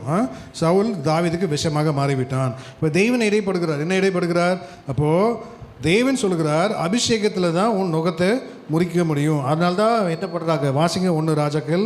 எங்கும் இளைப்பாறுதல் தேவன் கட்டளை கொடுக்குறார். சமாதானம் சத்ருவே கிடையாது. 1 ராஜாக்கள் 5:4 வாசிங்க. ஆனாலும் இப்பொழுதோ என் தேவனாகிய கர்த்தர் எங்கும் எனக்கு இளைப்பாறுதலை தந்தார், விரோதியும் இல்லை, இடையூறும் இல்லை. அப்போ ஏன் நிறைவாக நீ யூஸ் பண்ணும்போது தேவன் சொல்கிறார், ஆனாலும் இப்பொழுது என் தேவனாகிய கர்த்தர் எனக்கு எங்கும் இளைப்பாறுதலை தந்தார், விரோதியும் இல்லை, இடையூறும் இல்லை. தாவீது என்ன பண்ணா, 3 கட்ட அபிஷேகத்துக்கு வந்து சாலமனுக்கு 2ஆம் கட்ட அபிஷேகம் தான் வந்தான். அதுக்கே இப்படி தாவீது 3 கட்ட அபிஷேகத்துக்கு வந்து என்ன பண்ணுறான், நான் ஜெயித்தான். இப்போ வேதத்தில் இப்போ என்ன பண்ணுறோம், அதனால தான் அபிஷேகம் வந்து ரொம்ப முக்கியம். அபிஷேகம் வசங்க வா எழுந்து வா. இப்போ தேவன் சொல்கிற அபிஷேகம் எப்படி, இப்போ சின்ன வயசுலேயே அபிஷேகம் வரும். 12 வயசில் அபிஷேகம் பெற்றவங்க கை தூக்குங்க. 12 வயசில் இங்கே வா பக்கத்தில் நெல். இப்போ 12 வயசில் இப்போ அபிஷேகத்தில் நிரம்பு யாரா 12 வயசில் அபிஷேகம் பெற்றீங்களா? ಶರಳದರದು ರುಬಿ ಆಕಾಶರಕರದು ರುಬಿ ಆಶರಳದರದು ರುಬಿ ಆಶರಕಲದರದು ರುಬಿ ಆಶರಕರಬರದು ರುಬಿ ಆಶಲದರದು ರುಬಿ ಅಲರಬಿ ರಬಿರದು ರುಬಿ ಆಶರಕಲದರದು ರುಬಿ ಓ ಶಿರಳದರದು ರುಬಿ ಆಶರಕಲಬರದು ರುಬಿ ಆಶರಳದರದು ருபி. சோத்திரம். அப்போ பாருங்கள், 12 வயசில் என் பிள்ளைக்கு அபிஷேகம் வந்துருச்சு. இப்போ நீ நல்லா கற்றுக்கொள்ளணும். இப்போ நன்மையானாலும் தீமையானாலும் என் பிள்ளைங்க என் குடும்பத்தை தான் நான் எக்ஸாம்பிள் எடுக்க முடியும். இல்லை நல்லது வந்துச்சு, அப்புறம் பெருசாக கெட்டதும் வரும். என்ன அந்த மனுஷன் ஏற்றுற மாதிரி ஏற்றி இறங்கிட்டாரு, அதனால தான் யாரையும் கூப்பிடல. நல்லா கேளுங்க. சின்ன வயசில் எனக்கு எப்போ அபிஷேகம் வந்துச்சு, கழுத வயசில் தான், 30 வயசில் தான் எனக்கு அபிஷேகம் வந்துச்சு. ஆனால் ஆண்டவர் என்ன சொல்கிறது, அநேக வேலை சில வேலை அதனால் சின்ன பிள்ளைங்க சண்டே ஸ்கூல் 12 வயசில் அபிஷேகம் பெற்றுக்கொண்டார்கள். ஆனால் சில வேலையில் என்ன பண்ணாங்க, அதான் தேவன் சொல்கிறாரு, இப்போது 2ஆம் கட்டம் அபிஷேகத்துக்கு இந்த பிள்ளைங்க வராது. இந்த சின்ன பிள்ளை தான், அவளுக்கு என்ன வயசு, 15 வயசு. 2ஆம் கட்டம் அபிஷேகம் என்ன, நன்மை தீமை என்று வகை இருக்க அவருக்கு அந்த அபிஷேகத்தில் பூர்ணப்பட தெரியாது. நன்மை தீமை என்ன வகை இருக்க தெரியுமா? என்ன தெரியுமா? தெரியாது. அவளுக்கு என்ன, காலம் போகிறதே தெரியாது, நேரம் போகிறதே தெரியாது. நேரம் போச்சுன்னா என்ன பண்ணுறது, யூடியூப் பார்க்குறது, ப்ரைம் வீடியோ பார்க்குறது, நெட்ஃப்ளிக்ஸ் பார்க்குறது, ஏதோ ஒரு நல்லது கெட்டதில்லை, கார்ட்டூன் பார்க்குறது, இதை பார்க்குறது, இதெல்லாம் சொல்கிறேன் ஒரு எக்ஸாம்பிள். ஒரு சில்ட்ரன் மூவிஸ் பார்க்குறாங்களே, அதை பார்க்குறப்ப ஜென்ரலாக இப்போ தானே சொன்னேன்ல, மிச்ச பிள்ளையை ஏற்றினா என்ன ஆகும், பிரச்சனை ஆயிரும். அதனால தான் இப்போ என் பிள்ளையே எடுத்துக்காட்டு, நன்மையானாலும் தீமையானாலும் இப்போ என்ன பண்ணுறது, இப்போ தேவனை இடைப்படுகிறார். இப்போ 12 வயசில் இப்போ 2ஆம் கட்ட அபிஷேகத்துக்கு வரல அப்படின்னா பிள்ளைங்கள், அப்போ 2ஆம் கட்ட அபிஷேகத்துக்கு உன் பிள்ளைய எருசலேமுக்குரியவனா சீயோனுக்குரியவனா நீ வழி நடத்தணும். நீயே நோண்டி உன் பிள்ளைங்க நீ வழி நடத்துறது. உன் வாயை திறந்தாலே நான் அபிஷேகம் வருதா, நிறைவான அபிஷேகம் வருதா, நிரம்பு அப்படின்னா நீ பாட்டு அந்நிய பாஷையில் 1 மணி நேரம் நிரம்புறோமா? இந்த காலவேளையில் பிள்ளைங்களை எங்கே நடத்தணும்? பிள்ளைங்களை எருசலேமுக்கு நேராக சீயோனுக்கு நேராக நீ நடத்தணும். இந்த காலவேளை தேவன் இடைப்படுகிறார். அதனால்தான் தேவன் சொல்லுகிறாரு, என்ன பிள்ளையாண்டனை நடக்க வேண்டிய வழியில் நடத்த அவன் முதிர் வயதிலும். இப்போ நீங்கள் எல்லாம் பிள்ளைங்க தான், பிள்ளைங்கள். இதை வாசிங்க. நீதிமொழிகள் 22:6. பிள்ளையானவன் நடக்க வேண்டிய வழியிலே அவனை நடத்து, அவன் முதிர் வயதிலும் அதை விடாதிருப்பான். இப்போ மனைவி புருஷன் எங்கே ஜெபத்தில் இருக்கணும், எங்கே மனைவி தேடுறாங்க, புருஷன் எங்கே இருக்கணும், நீ எங்கே இருக்க, எங்கள் ஊர் மேய்கிற, உன்னை நாங்களே மேய்க்கணும், நாங்கள் என்ன பண்ணுறது, மாரடிக்க வேண்டியதாக இருக்குது. ஜெபிச்சு காணிக்கப்பட்டியில் காணிக்கையே வேற மாட்டேங்குது. நானும் பில்டிங்கை மாற்றி புது பில்டிங் போகலான்னு பார்க்குறேன், என்ன ப்ளஸ் புது மைக்கு வாங்கலான்னு பார்க்குறேன், ஒன்றும் முடியல. இப்போ என்ன பண்ணுறது, புருஷன் கேட்குறது, பக்தியுள்ள புருஷன், மனைவி எங்கே ஜெபத்தில் இருக்கணும். மனைவி தேடினா நீ உன் அம்மாட்டுக்கு ஓடி இருக்கக்கூடாது. மனைவி எங்கேன்னு கேட்டால் எங்கே இருக்கணும், ஜெபத்தில். பிள்ளை எங்கே போயிட்டான், கிரிக்கெட் ஆட போயிட்டார், அவர் யார், அவர் டெண்டுல்கர். நீ அங்கே போகக்கூடாது, ஜெபத்தில். அதனால தான் தேவன் சொல்லுகிறார். அதனால தான் வேதம் சொல்லுது, கர்த்தருடைய பிள்ளைகளுக்கு இனி வரும் இளைப்பாறும் காலம் இனி வருகிறதா இருக்கிறது. வாசிங்க, இனி வரும் காலம் இளைப்பாறுதல். எபிரேயர் வாசிங்க, எபிரேயரில் இனி வரும் காலம் இளைப்பாறும் காலமாக இருக்கிறது தான் கர்த்தருடைய பிள்ளைகளுக்கு. அப்போது இனி வரும் காலம் எல்லாம் நீ ஜெபத்தில் தங்கி தாபரிக்கும் போது, நீ புது எண்ணெயால் உன்னை அபிஷேகத்தில் நீ நிரப்பும் போது, பரிசுத்த ஆவியின் புதிதாக்குதலினால் நீ நிரம்பும் போது, தேவன் சொல்கிறார் இந்த காலவேளையில் இப்போ கர்த்தருடைய பிள்ளைகளுக்கு இனி வரும் காலம் எப்படி இருக்கான், இளைப்பாறும் காலமாய் இருக்கிறது. இப்போ தேவன் இடைப்படுகிறார். அதனால தான் தேவன் சொல்கிறாரு, என் கொம்பை காண்டாமிருகத்துக்கு கொம்பை போல் உயர்த்துவீர், புது எண்ணெயால் என்னை அபிஷேகம் பண்ணுகிறீர். இளைப்பாறும் காலம் இனி வருகிறபடியால். எபிரேயர் 4:9. 4:9. ஆகையால் தேவனுடைய ஜனங்களுக்கு இளைப்பாறுகிற காலம் இனி வருகிறதா இருக்கிறது. பாருங்க, தேவனுடைய ஜனங்களுக்கு இனி இளைப்பாறும் காலம் வருகிறது. எங்கே? நீ ஜெபத்தில் உட்காரும்போது. எங்கே உட்காந்துருக்கோம் நம்ம? சொல்லுங்கள். புருஷன் மனைவி தேடுறாங்க, எங்கே? புருஷன் எங்கே இருக்கணும்? டிவி முன்னாடி உட்காரக்கூடாது. புருஷன் தேடுறாரு, மனைவி எங்கன்னு நீ எங்கே இருக்கக்கூடாது? டிவி சீரியல் பார்க்கக்கூடாது. பிள்ளைங்க எங்கே இருக்கணும்? ஜெபத்தில். அதான் தேவன் சொல்கிறார், ஆகையால் தேவனுடைய ஜனங்களுக்கு இளைப்பாறுகிற காலம் இனி வருகிறதா இருக்கிறது. நீ ஜெபத்தில் இருக்கிறோமா? ஜெபத்தில் இருக்கிறோமா? இப்போ தேவன் இடைப்படுகிறார். அதனால தான் தேவன் சொல்கிறார். வாசிங்க திருப்பி சங்கீதம் 92:10 வேகமாக வாசிங்க. கொம்பை காண்டாமிருகத்தின் கொம்பை போல உயர்த்துவீர், புது எண்ணெயால் அபிஷேகம் பண்ணப்படுகிறேன். ஆமென். ஃபர்ஸ்ட் காண்டாமிருகம் பார்க்கணும். இப்போ ரெண்டாவது வாசிங்க. ரெண்டாவது பாயிண்ட் என்னாகும்? 24:8. தேவன் அவர்களை எகிப்திலிருந்து புறப்பட பண்ணினார். தேவன் அவர்களை எகிப்திலிருந்து புறப்பட பண்ணினார். காண்டாமிருகத்துக்கு ஒத்த பலன் அவர்களுக்கு உண்டு. போதும். இப்போ ரெண்டாவது பாயிண்ட் தேவன் சொல்கிறார், தேவன் அவர்களை எகிப்திலிருந்து புறப்பட பண்ணினார். காண்டாமிருகத்துக்கு ஒத்த பலன் அவர்களுக்கு உண்டு உண்டு. நீ எகிப்திலிருந்து வருகிறதுக்கு ஒரு பலன் தேவை. எகிப்துனா என்ன? அடிமைத்தனம், பாவம். எகிப்து எதை காண்பிக்கிறது? உன் பலவீனம், சாஸ்திரம், சம்பிரதாயம், எகிப்து உலகம், கலாச்சாரம். அதனால தேவன் சொல்கிறார், தேவன் அவர்களை வாசிங்க. தேவன் அவர்களை எகிப்திலிருந்து புறப்பட பண்ணினார். தேவன் அவர்களை எகிப்திலிருந்து புறப்பட பண்ணினார். காண்டாமிருகத்துக்கு ஒத்த பலன் அவர்களுக்கு உண்டு. காண்டாமிருகத்தின் ஒத்த பலன் அவர்களுக்கு உண்டு. அப்போ எகிப்தை விட்டு நீ வெளியே வருகிறதுக்கு காண்டாமிருகத்தின் பலன் தேவை. அப்போஸ்தலர் 7:22 வாசிங்க. மோசே எப்படிப்பட்டவன் அங்கே தேவன் எப்படி விவரிக்கிறார் பாருங்க. மோசே எப்படிப்பட்டவன் வாசிங்க. அப்போஸ்தலர் 7:22. மோசே எகிப்துடைய சகல சாஸ்திரங்களிலும் கற்பிக்கப்பட்டு வாக்கிலும் செய்கையிலும் வல்லவனானான். சகல சாஸ்திரங்கள் இல்ல, சாஸ்திரம்னா என்ன? விஸ்டம், சகல டிவினிட்டி. சாஸ்திரிகள் அவங்க என்ன பண்ணுவாங்க? சாதாரண புஸ்தகமே படிக்க மாட்டாங்க. புரியுதா? நீ என்ன புஸ்தகம் படிக்கிற? உன் புஸ்தகத்தை படிக்கிறதே அபூர்வமாக இருக்குது. நீ என்ன புஸ்தகத்தை படிக்கிற? வேதத்தை எவ்வளோ நேரம் படிக்கிறோம் நம்ம? சொல்லுங்கள். சகல சாஸ்திரிகள், சகல ஞானிகள். அதான் தேவன் சொல்லுகிறார். இப்போ எகிப்துடைய சாஸ்திரங்களும் சம்பிரதாயம், சகுனம், வேற என்ன சொல்லுங்கள்? ராவு காலம், கேடு, யமகண்டம், சனிமுலை, நாள் பார்க்கறது, நட்சத்திரம் பார்க்கறது, இதெல்லாம் நீ பார்க்கவே கூடாது. இதெல்லாம் நீ பார்த்த இன்னும் எகிப்தில் தான் இருக்க. நாள் பார்க்குறோம், நட்சத்திரம் பார்க்குறோம், யோபில் வருதுங்கள, அது என்ன? அந்த நட்சத்திரங்கள்லாம் ஆண்டவர் பேசுவார் பாருங்க. எகிப்துலேருந்து நீ வெளியே வரணும். ஃபஸ்ட்டு நீ நாள், நட்சத்திரம், நல்ல நேரம், கெட்ட நேரம், சம்பிரதாயம், சகுனம், சனி மூலை. என்ன மூலையா அது? சனி மூலை. நீ எந்த மூலையை பார்க்குற? சனி மூலையில் வை. வேறு மூலையில் வச்சு என்ன ஆயிரும்? உனக்கு இனிமேல் தான் சனியேமே பிடிக்க போகுது. தேவன் இடைப்படுகிறார் இந்த புதிய வருஷத்தில். எகிப்து நீ வெளியே வா, ஃபஸ்ட்டு வா. தேவன் அருவு இருக்கிறார். ஒரு கிளைண்ட்டு கேட்டேன், எனக்கு வீடு வாங்க வர்றார். நான் இப்போ இல்லை, எத்தனை வருஷத்துக்கு முன்பாக.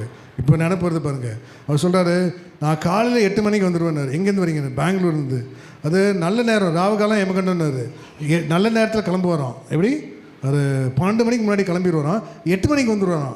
அவ்வளோ ஸ்பீடாக கிளம்புறது நல்ல நேரம், சேரது நேரம். நான் வந்த வழியில் ஆக்சிடென்ட் ஆகிடுச்சுன்னா என்ன பண்ணுறது?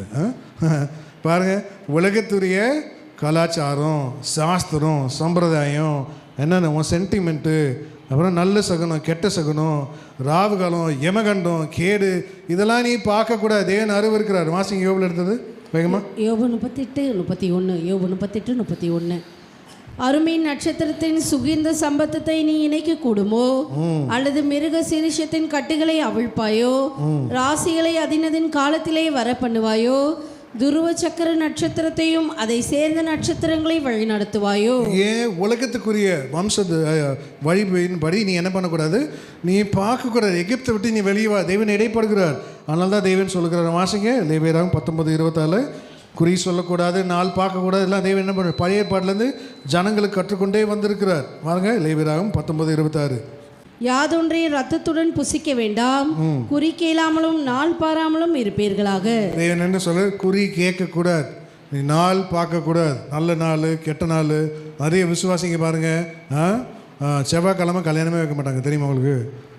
செவ்வாய்க்கிழமை கல்யாணம் தந்திரமாக. விசுவாசி தான் ஒரு ஊழியக்காரர் சொல்கிறேன், நான் சொல்லலை, நீங்கள் மறைச்சி பார்க்குற பார்த்தா என்ன பண்ணுவான்? பாம்போட தந்திரமாக செயல்படுவான். எப்போது? விவாக விஷயத்தில் அப்படியே கரெக்டாக எல்லா இடத்துலையும் பொண்ணு பார்த்தேன் பாஸ்டர். ஆனால் கடைசியில் என்ன பண்ணுச்சு, என் வீடு தான் செட் ஆச்சு. பக்கத்தில் சொந்தக்காரன் என்ன காஸ்ட்டுக்கு என்ன தமிழில் என் சொந்த ஜாதிலேயே பார்த்துருவோம். ரட்சிக்கப்பட்ட பிள்ளை ஃபஸ்ட்டு நீ என்ன ஜாதி, நீ என்ன ஜாதி, நீ வேறு ஜாதியில் தான் நீ பார்க்கணும். ஏன்னா விசுவாசி தந்திரமாக எல்லாம் 6 மாதம் வெயிட் பண்ணுவான். வெயிட் பண்ணி கடைசியில் பொண்ணே கிடைக்கல என் பையனுக்கு. உன் பையன் அப்புறம் ட்ரம்ப் இல்லை, உன் பையன் பெரிய ட்ரம்ப்பு, அவருக்கு பொண்ணே கிடைக்கல. என்ன பண்ணுறது? கடைசியில் சொந்தத்திலேயே பார்த்துட்டேன், தெரிஞ்ச பக்கத்து வீடு அவங்க பார்த்தா ஒரே ஜாதியாக இருக்கும். தந்திரமான விசுவாசிங்க நாள் பார்க்கறது, நட்சத்திரம் பார்க்குறது, பெண் பார்க்குறது, ஆணை பார்க்குறது, இதெல்லாம் அவலட்சணம். தேவனாலாம் எகிப்தை விட்டு வெளியவான்னு சொல்ல குறி கேட்காத வாசிங்க திருப்பி குறி கேளாமலும் நாள் பாராலும் இருப்பீர்களாக. நீ பார்க்கக்கூடாது. தேவன் படைத்தது எல்லாம் நல்லது, எல்லாமே நல்ல நாள். எல்லா நாளும் தேவன் என்ன படித்தார்? நாட்களை படித்தார் இல்லை, எல்லா நாளும் நல்லது. நீ ஆனால் நாளை தினத்தை குறித்து கவலைப்படாத. நாளை தினம் ஐயோ தேவன் என்ன சம்பவிக்குமோ, நாள் சரியில்லையா, நட்சத்திரம் சரியில்லையா, மண்டபம் சரியில்லையா, போனது சரியில்லை, உன் புருஷன் சரியில்லை, நீ அதை பார்க்க மாட்டேங்கிற. என்ன பண்ணுறது? உன் மனைவி சரியில்லை, நீ அதை பார்க்க மாட்டேங்கிற. உன் பிள்ளை போக்கிரியாக்கா பார்க்குறதே இல்லை, நீ அதை மற்ற எல்லாத்தையும் பார்த்து என்ன பிரயோஜனம்? வாசிங்க மத்தேயு 6:34. ஆகையால் நாளைக்காக கவலைப்படாதிருங்கள், நாளை தினம் தன்னுடையவைகளுக்காக கவலைப்படும். அந்தந்த நாளுக்கு அதினதின் பாடு போதும். அந்த பாடு போதும். ஏன் அது கவலைப்படும்? என் பிள்ளைக்குன்னு செய்யலையே. தேவன் நான் என்ன பண்ணுவேன்? அந்த நாள் அதெல்லாம் தேவன் படைத்தது எல்லாமே நல்லது. நீ அப்படி எடுத்துக்கணும். நீ நாள் பார்க்கக்கூடாது. தேவன் அருவருக்கிறார். அதனால தான் தேவன் சொல்கிறாரு, செத்தவர்கள் உயிரோடு உள்ளவர்களுக்காக செத்தவர்கள் இடத்தில் விசாரிக்க போகலாமா? நீ உயிரோடு இருக்கிற செத்தவன்ட்ட போய் நீ குறி கேட்கலாமா? சொல்லுங்கள், கேட்கலாமா? கேட்கவே கூடாது. வயசுங்க ஏசாயா 8:19. உயிரோடு இருக்கிற நீ செத்தவர்களிடத்தில் போய் நீ குறி கேட்கலாமா? புறஜாதி மார்க்கத்தை கற்றுக்கொள்ளாதுங்கன்னு தேவன் சொல்கிறார். வாசிங்க. அவர்கள் உங்களை நோக்கி அஞ்சன பார்க்கிறவிடத்திலும் என்று ஓதுகிற குறிக்காரிடத்தில் விசாரிங்கள் என்று சொல்லும்போது ஜனங்கள் தன் தேவனிடத்தில் விசாரிக்க வேண்டியதல்லவோ? உயிரோடு இருக்கிறவர்களுக்காக செத்தவரிடத்தில் விசாரிக்கலாமோ? உயிர் உள்ளவர்களுக்காக செத்தவர்களிடத்தில் விசாரிக்கலாம். நீ செத்தவங்கிட்ட போய் நீ விசாரிக்கலாமா? நான் ஒரு சாட்சி சொல்கிறேன். என் சித்தப்பா பேர் சொல்லலை, முரட்டாட்டம் சித்தப்பா, நல்லா கேளுங்க. ஒரு வாட்டி என்கிட்ட சொல்கிறாரு, அவருக்கு எத்தனையோ கல்யாணம் விவாகம் ஆகி பின்மாற்றத்தில் போயிட்டு, ரொம்ப பக்தியான மனுஷன், ஆனால் இப்போ பின்மாற்றத்தில் போயிட்டார். ஒரு வாட்டி நான் என் அண்ணன் வீட்டில் உட்காந்துட்ருக்கேன். அவர் சொன்னார், நான் ஜோசியக்காரன்ட்ட போய் பார்த்துனாரு. ஜோசியக்காரன் போய் ஏன்னா செத்த விட்டு குறி கேட்குறது பாருங்க. ஜோசியக்காரன் கையை பார்த்து சொன்னான்னா, இப்போ இருக்க மனைவி பிரிஞ்சு போயிட்டா, இப்போது நீ இன்னொரு மனைவி நீ தேடுகிற, அவள் நார்த் இந்தியன், அவள் இப்படி இருக்கா, இந்த மாதிரி இருக்கா, உனக்கு இந்த மாதிரி காசு எல்லாத்தையும் சொல்லிட்டாங்க. ஒரு ஆச்சரியமாக ஆயிடுச்சு அவருக்கு. யார்கிட்ட குறி கேட்க போனா அந்த மனுஷன்? வெக்கமாக இல்லை? கிறிஸ்தவன் போய் செத்தவன்ட்ட போய் குறி கேட்க போயிட்டாங்க. வாழ்க்கையே சுனிமாச்சு. கடைசியில் அந்த பெண்ணை கல்யாணம் பண்ணி அந்த கல்யாணத்துக்கு நாங்கள் போய் நின்று, எனக்கே தெரியாது, 3 கல்யாணம் 4 கல்யாணம். அந்த பெண்ணை பார்த்தா பெரிய மாஃபியா கும்பலேருந்து சித்தப்பாவே க்ளோஸ் பண்ணிட்டா. 1 வருஷம் டைம் தரேன் மோசஸ், உனக்கு 1 கோடி கொடுக்கலாம்னு ஒரு சாப்டர் க்ளோஸ். அப்படியே வெட்டிடுவிட்டா. இவர் ஓட்டார், வெளிநாட்டுக்கு ஓட்டார். ஓடி அப்புறம் என்ன பண்ண, டிவோர்ஸ் கொடுத்து எல்லாம் தேவையா, சூனியம் ஆயிடுச்சுல சொல்கிறாரு. கடைசியில் அந்த ஜோஷிக்காரனை தொட பார்த்தா அவன் என்ன சொன்னான்னா, நீ என்னை தொடக்கூடாது, நான் பரிசுத்தமானவன். நான் எப்படிப்பட்டவன்? நான் பரிசுத்தமான அதான் தேவன் காரி துப்புரா இருப்பார். எக்ரோன்கிட்ட போய் என்னடா விசாரிக்கிறீங்க? ராஜா எங்கேருந்து விழுந்துட்டான்?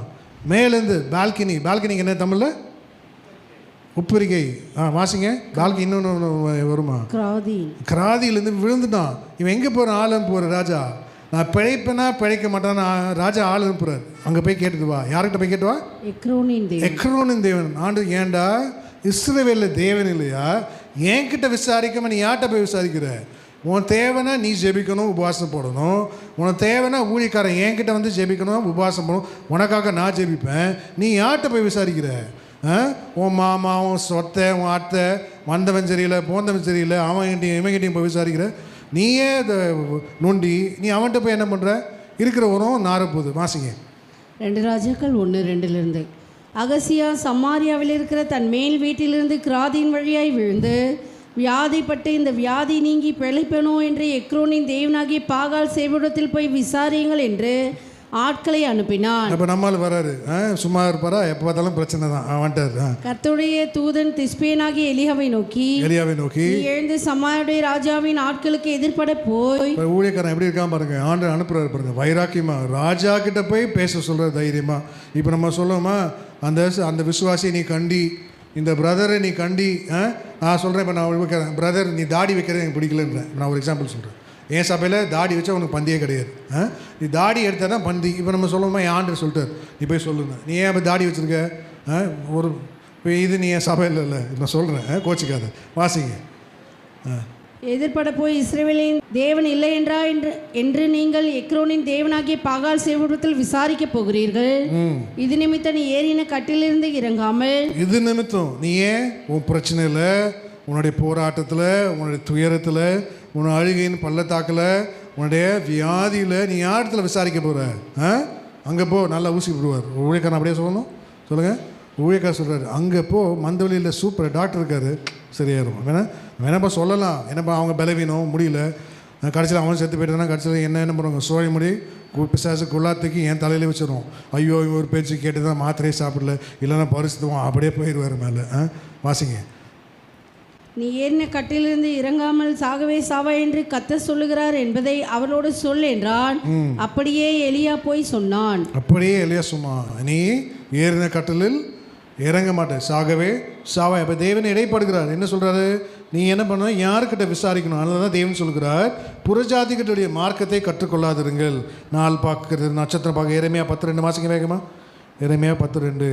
புறஜாதிகளுடைய மார்க்கத்தை கற்றுக்கொள்ளாதிருங்கள், வானத்தின் அடையாளங்களாலே புறஜாதிகள் கலங்குகிறார்களே என்று சொல்லி நீங்கள் அவைகளாலே கலங்காதிருங்கள். ஆமென். அதான் தேவன் சொல்கிறாரு, இப்போது மனுஷன் மோசம் போகாதீர்கள். மனுஷன் தேவன் மனுஷனை பரியாசம் பண்ண விட்டார். மனுஷன் எதை விதைக்கிறானோ நீ எதை நம்பி நாடி போகிற இந்த காலவேளையில் எது மேலே நீ நம்பிக்கையை வச்சிருக்க? எகிப்திலேருந்து வெளியே வா, தேவன் அழைக்கிறார். மாமா, சொந்தம், அத்தை, யாரையும் நீ கேட்கக்கூடாது, நீ தேவனை மாத்திரம் தான் கேட்கணும். ஆமென். இந்த புதிய வருஷத்தில் நீ யாரையும் கன்சல்ட் பண்ணக்கூடாது. அது உங்கள் வேலை ஸ்தலமாக இருக்கலாம், உன் விவாகமாக இருக்கலாம், உன் ஊழியமாக இருக்கலாம், எதுவாக இருக்கலாம். இந்த காலையில் உன் வியாதியாக இருக்கலாம், நீ தேவனை தான் நீ மாத்திரம் நீ கன்சல்ட் பண்ணணும். சில வியாதி, நானும் சில வேலையில் பலவீனம் தான், நிற்கிறது பரிசுத்தமாக. நானே இப்போ எல்லாம் பேசுகிறேன்ல, பேசுகிறது ரொம்ப சுலபம். என்ன பிளஸி, என்ன மோசஸ், பேசுகிறது ரொம்ப சுலபம், கேட்குறது அதை விட சுலபம். அதனால் தேவன் சொல்கிறார், சில வேலையில் பலவீனம் தான், நானும் மாத்திரை சாப்பிட்ருக்கேன். ஆனால் சில வியாதி மாத்திரை கொடுக்காத சுகம்லாம் தேவன் சுகம் கொடுத்துருக்கார், தெரியுமா? அந்த அனுபவம் இருக்கா அவங்ககிட்ட? சில வியாதிலாம், அல்சர், தீராத வியாதி எனக்கெல்லாம் ஒரு 2 நாள் நான் ஹாஸ்பிட்டல்லாம் அட்மிட் பண்ணியிருக்கேன். கேஸ்ட்ரிக் வந்து வாயில் வெடித்து வாயெல்லாம் வெள்ளை வெள்ளையாக இருக்கும், அவ்வளோ புண்ணு. இப்போ தீராத வியாதி, அதெல்லாம் தெய்வனே சுகப்படுத்தியிருக்கிறார். ஆனால் சில வியாதி அனுமதிக்கிறார். இப்போ பாருங்கள், அதனால தான் தேவன் சொல்கிறார், எல்லா இந்த புதிய வருஷத்தில் எல்லா வேலையும் உன் தேவனை நீ விசாரி. அதுதான் வாசிங்க, தேவன் மனுஷனை பரியாசம் பண்ண. வாசிங்க வேகமா. கலாத்தியர் 6:7. மோச போகாதிருங்கள், தேவன் தம்மை பரியாசம் பண்ண விட்டார், மனுஷன் எதை விதைக்கிறானோ அதை அறுப்பான். ஆமென். அப்போ தேவன் சொல்கிறார். அப்போ ரைட். இப்போ 2வது 3வது, அப்போ தேவன் சொல்கிறார், எகிப்திலிருந்து வெளியே வரணும். ஆண்டு சொல்கிறார், எகிப்துனா யார்? எகிப்துக்கு யார் அதிபதி சொல்லுங்கள்? பார்வோனுக்கு பார்வனுடைய குணம். நீ எகிப்தை விட்டு வெளியே வரணும்னா நீ பார்வனுடைய குணநலங்கள் இருக்கக்கூடாது. அவனுக்கு எப்படிப்பட்ட குணநலம்? இறுதிய கடினம். அப்புறம் என்ன பண்ணும்? அவிசுவாசம் செயல்படும். சூழ்நிலை மாறினாலும் அவன் என்ன பண்ணுவான்? மாறவே மாட்டான். சூழ்நிலை மாறும், ஆனால் ஒரு நாளும் அவன் மாற மாட்டான். உயிர் தெழுந்த இயேசு கடிந்து கொண்ட 2 மிகப்பெரிய பாவங்கள் என்ன சொல்லுங்கள்? உயிர் தெழுந்த இயேசு கடிந்து கொண்ட 2 மிகப்பெரிய பாவங்கள் என்ன? கரெக்ட், பாசு அவிசுவாசம். 2வது நான் தான் 2 நானே சொல்லிட்டேன்ல ஆரம்பத்திலே. அவர் எதுக்கு தான் கவனிக்கணும். ஆன்சர் நானே சொல்லிட்டேன். நீங்கள உயிர் தெரிந்த இயேசு கடிந்து கொண்ட மிகப்பெரிய பாவங்கள். வாசிங்க மார்க்கு 16:17. மார்க்கு 16:14. அதன் பின்பு 11 வரும் போஜன பந்தி இருக்கையில் அவர்களுக்கு அவர் தரிசனமாகி, உயிர் தெழுந்திருந்த தம்மை கண்டவர்கள் அவர்கள் நம்பாமற் போனது நிமித்தம் அவர்களுடைய அவிசுவாசத்தை குறித்து இருதய கடினத்தை குறித்தும் அவர்களை கடிந்து கொண்டார். ஆமென். கர்த்தருடைய பரிசுத்த நாமத்துக்கு மகிமை உண்டாகட்டும். தேவன் சொல்கிறார், அவருடைய அவிசுவாசத்தை குறித்தும் இருதய கடினத்தை குறித்தும் அவர்களை கடிந்து கொண்டார். எகிப்தினுடைய ஆவி உனக்குள் செயல்படக்கூடாது. எகிப்து விட்டு வெளியே வா, காண்டாம் இருக்கிறதுக்கு ஒத்த பலன் உனக்கு தேவை. இப்போ தேவன் இடைப்படுகிறார். அப்போது தேவன் சொல்கிறார் 10 முறை தேவன் என்ன பண்ணாரா, அற்புதம் அடையாளங்கள் செய்தும் பார்வோனது இருதயம் கடினப்பட்டது. 10 முறை தேவன் அவனை வாதித்தார். ஆனாலும் என்ன பண்ணுறது, அவனுடைய இருதயம் கடினப்பட்டுச்சு. அதனால தான் தேவன் சொல்கிறார் எகிப்தினுடைய குணநலங்கள், எகிப்துடைய தேவன் சொல்கிறாரு அது நமக்கு வேண்டாம், எகிப்தினுடைய வல்லமைகள் வேண்டாம், எகிப்தின் முரட்டாட்டங்கள், எகிப்தின் தோல்விகள் ஒரு மனுஷனுக்குள் செயல்படவே கூடாது. அதனால தான் தேவன் வேதத்தை ஒரு அழகான வசனம், நாணல் கோலாகிய எகிப்துன்னு சொல்லுவாங்க தெரியுமா? நாணல் கோலாகிய எகிப்து எங்கே வரும் சொல்லுங்கள், எந்த அதிகாரம் வரும் அது சொல்லுங்கள் பார்ப்போம். நாணல் கோலாகிய எகிப்து, நாணல்னா ரீட் ஸ்டாஃப். அப்போது ஏசுனு தேவனுடைய கோல், மோசையுடைய கோல் உறுதியாக நிற்கும். எகிப்துடைய கோல் நாணல் ரீட் என்ன பண்ணுமா, இங்கேயும் சாயும் அங்கேயும் சாயும், காற்றடிச்சா சாயும் இப்படி அடிச்சா சாயும், பலமாக நேரம் நிற்காது. எந்த அதிகாரத்தில் வரும்? நேரம் இல்லை, வேகமாக வாசிங்க. வேதம் சொல்லு ஏசாயா 36 அதிகாரம் 4 வசனம் வாசிங்க. 36:6. இதோ நெறிந்த நாணற்கோளாகிய அந்த எகிப்தை நம்புகிறாய், அதன் மேல் ஒருவன் சாய்ந்தால் அது அவன் உள்ளங்கையில் பட்டுருவி போம். வேதம் பாருங்க, எகிப்தின் ராஜாவாகிய பார்வோன் தன்னை நம்புகிற யாவருக்கும் அப்படியே இருப்பான். அப்போ எகிப்தின் ராஜாவாகிய பார்வோன், காசு இருக்கு உன் சொந்தக்காரன், நீ அவனை நம்பாத. அவன் யார்? அவன் பார்வோன். எகிப்தின் ராஜாவாகிய பார்வோனை நீ நம்பி போகாது. அவன் யார்? நாணல் கோல். நீ அதை நம்பி நீ போகக்கூடாது. தேவன் இடைப்படுகிறார். அதனால தான் தேவன் சொல்கிறார் இப்போ நாணல் கோல், இதை நம்பி நீ செயல்படக்கூடாது. நாணல் கோல். அப்போ அப்படின்னா உன்னுடைய ஊழியத்தையும் தேவன் சொல்கிறார், உன்னுடைய ஊழியத்தையும் உன்னுடைய அழைப்பையும் உன்னுடைய பரிசுத்தையும் என்ன பண்ணுது, இந்த காலை வேளையில் அதை அசைக்கிறது. தேவன் இடைப்படுகிறார். நீ எதை நம்பி செயல்படுகிற இந்த காலை வேலை? எகிப்தை விட்டு வெளியே வா. எகிப்து பார்வனுடைய பார்வனுடைய அவிசுவாசம் ஒரு மனுஷனுக்குள் செயல்படவே கூடாது. அதனால தான் வேதவசனம் ஜீவனுள்ள தேவனை விட்டு விலகுவதற்கு ஏதுவான வாசிங்க பொல்லாத இருதயம், அவிசுவாசமான பொல்லாத இருதயம் உங்களுக்கு இராதபடிக்கு எச்சரிக்கையாயிரு. ஜீவனுள்ள தேவனை விட்டு செயல்படுகிற கடினம் அவிசுவாசம் இது செயல்படக்கூடாது. ஜீவனுள்ள தேவனை விட்டு என்ன பண்ணும், பிரித்து எடுத்து விடும். வாசிங்க எபிரேயர் 3:12. சகோதரரே, ஜீவனுள்ள தேவனை விட்டு விலகுவதற்கு ஏதுவாக அவிசுவாசமுள்ள பொல்லாத இருதயம், பாருங்க, அவிசுவாசமாகிய பொல்லாத இருதயம் உங்களில் ஒருவனுக்குள்ளும் இராதபடிக்கு நீங்கள் எச்சரிக்கையாயிருங்கள். பாருங்க, உங்களில் ஒருவனில் இராதபடிக்கு எச்சரிக்கையாயிரு. அவிசுவாசம் செயல்படுதா? தேவன் செய்யலை இவ்வளோ நாள். தேவன் என்ன பண்ணுங்க செய்யலை. என் ஃப்ரெண்டு பேர் சொல்லலை, என்னோட அடிக்கடி ஷட்டில் ஆடுவார். எப்போ பார்த்தாலும் இந்த விக்கிரகத்தை வணங்குறவன்னு நல்லா இருக்கான், விக்கிரகத்தை வணங்குறதுக்கு அப்படியே காசு கொட்டுது. விக்கிரகத்தை தேடி போகும்போது என்ன பண்ணுது, அப்படி இருக்குது. நான் எவ்வளோ ஜெபிக்கிறேன், எவ்வளோ வேதத்தை வாசிக்கிறேன், இப்போ என்ன பண்ணேன், கண்மலையாக கிறிஸ்து மாதிரி கண்மலை சபைக்கே நான் போகிறேன். ஆண்டு வழியே திறக்க மாட்டேன். எப்போ பார்த்தாலும் ஆண்டதை பரியாசம் பண்ணுறது தான். நான் என்ன பண்ணேன், இவன் திருந்தவே மாட்டான். பரியாசம் மேலே எப்போவும் அவன் விக்கிரகத்துக்கு பாருங்கள். ஒரு வாட்டி மைக்கிள் நான் ஒரு விக்கிரக கோயில் சாய்பாபா கோயிலுக்கு நேராக கடந்து போனேன். அப்போ காரில் சத்தம் கேட்குதான். என்னையா சத்தம் கேட்டுச்சு? அது சொல்லு, என்ன வணங்கு, உன்னை நான் என்ன பண்ணுறேன், நான் ஆசீர்வதிக்கிறேன். ஆண்டரை பேசுகிற சத்தம் கேட்கல, இப்போ என்ன சத்தம் கேட்குது? ஆண்டரை பேசுகிற சத்தம் உனக்கு கேட்கல, இப்போ என்னது, பிசாசு சத்தம் கேட்குது. பிசாசு சத்தம். இந்த காலை வேளையில் உனக்கு என்ன சத்தம் கேட்குது? தேவனுடைய சத்தம் கேட்குதா இல்லை பிசாசு சத்தம் கேட்குதா? என்னை வணங்கு, உன்னை என்ன பண்ணுறேன்னா உன்னை ஆசீர்வதிக்கிறேன். சத்தம் கேட்டுதான் மனுஷன் என்னை கேவன்னு சொல்கிறான். ஆண்டு சொன்னால் அவன்கிட்ட பேசவே பேசாதுன்ட்டார். சண்டை ஏறும். நம்ம சும்மா பேசினாலே சண்டை ஏறுது. இப்போ அவன்கிட்ட பேசிங்கன்னா என்ன பண்ணுறது? அப்போ தேவன் இடைப்படுகிறார். வாசிங்க, ஜீவனுள்ள தேவனை விட்டு விலகுவதற்கு ஏதுவான அவிசுவாசமான பொல்லாத இருதயம் உங்களுக்குள் ஒருவனுக்குள்ளும் இராதபடிக்கு நீங்கள் எச்சரிக்கையாயிருங்கள். அடுத்த வருஷம் வாசிங்க. அது என்னது? அவிசுவாசம் ஒரு பாவம். வாசிங்க, உங்களில் ஒருவனாகிலும் பாவத்தின் வஞ்சனையினால் கடினப்பட்டு போகாதபடிக்கு.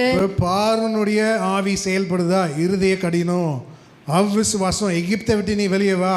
எகிப்திட்டு வெளியே வரது தான் காண்டாமிருகத்துக்கு ஒத்த பலன்.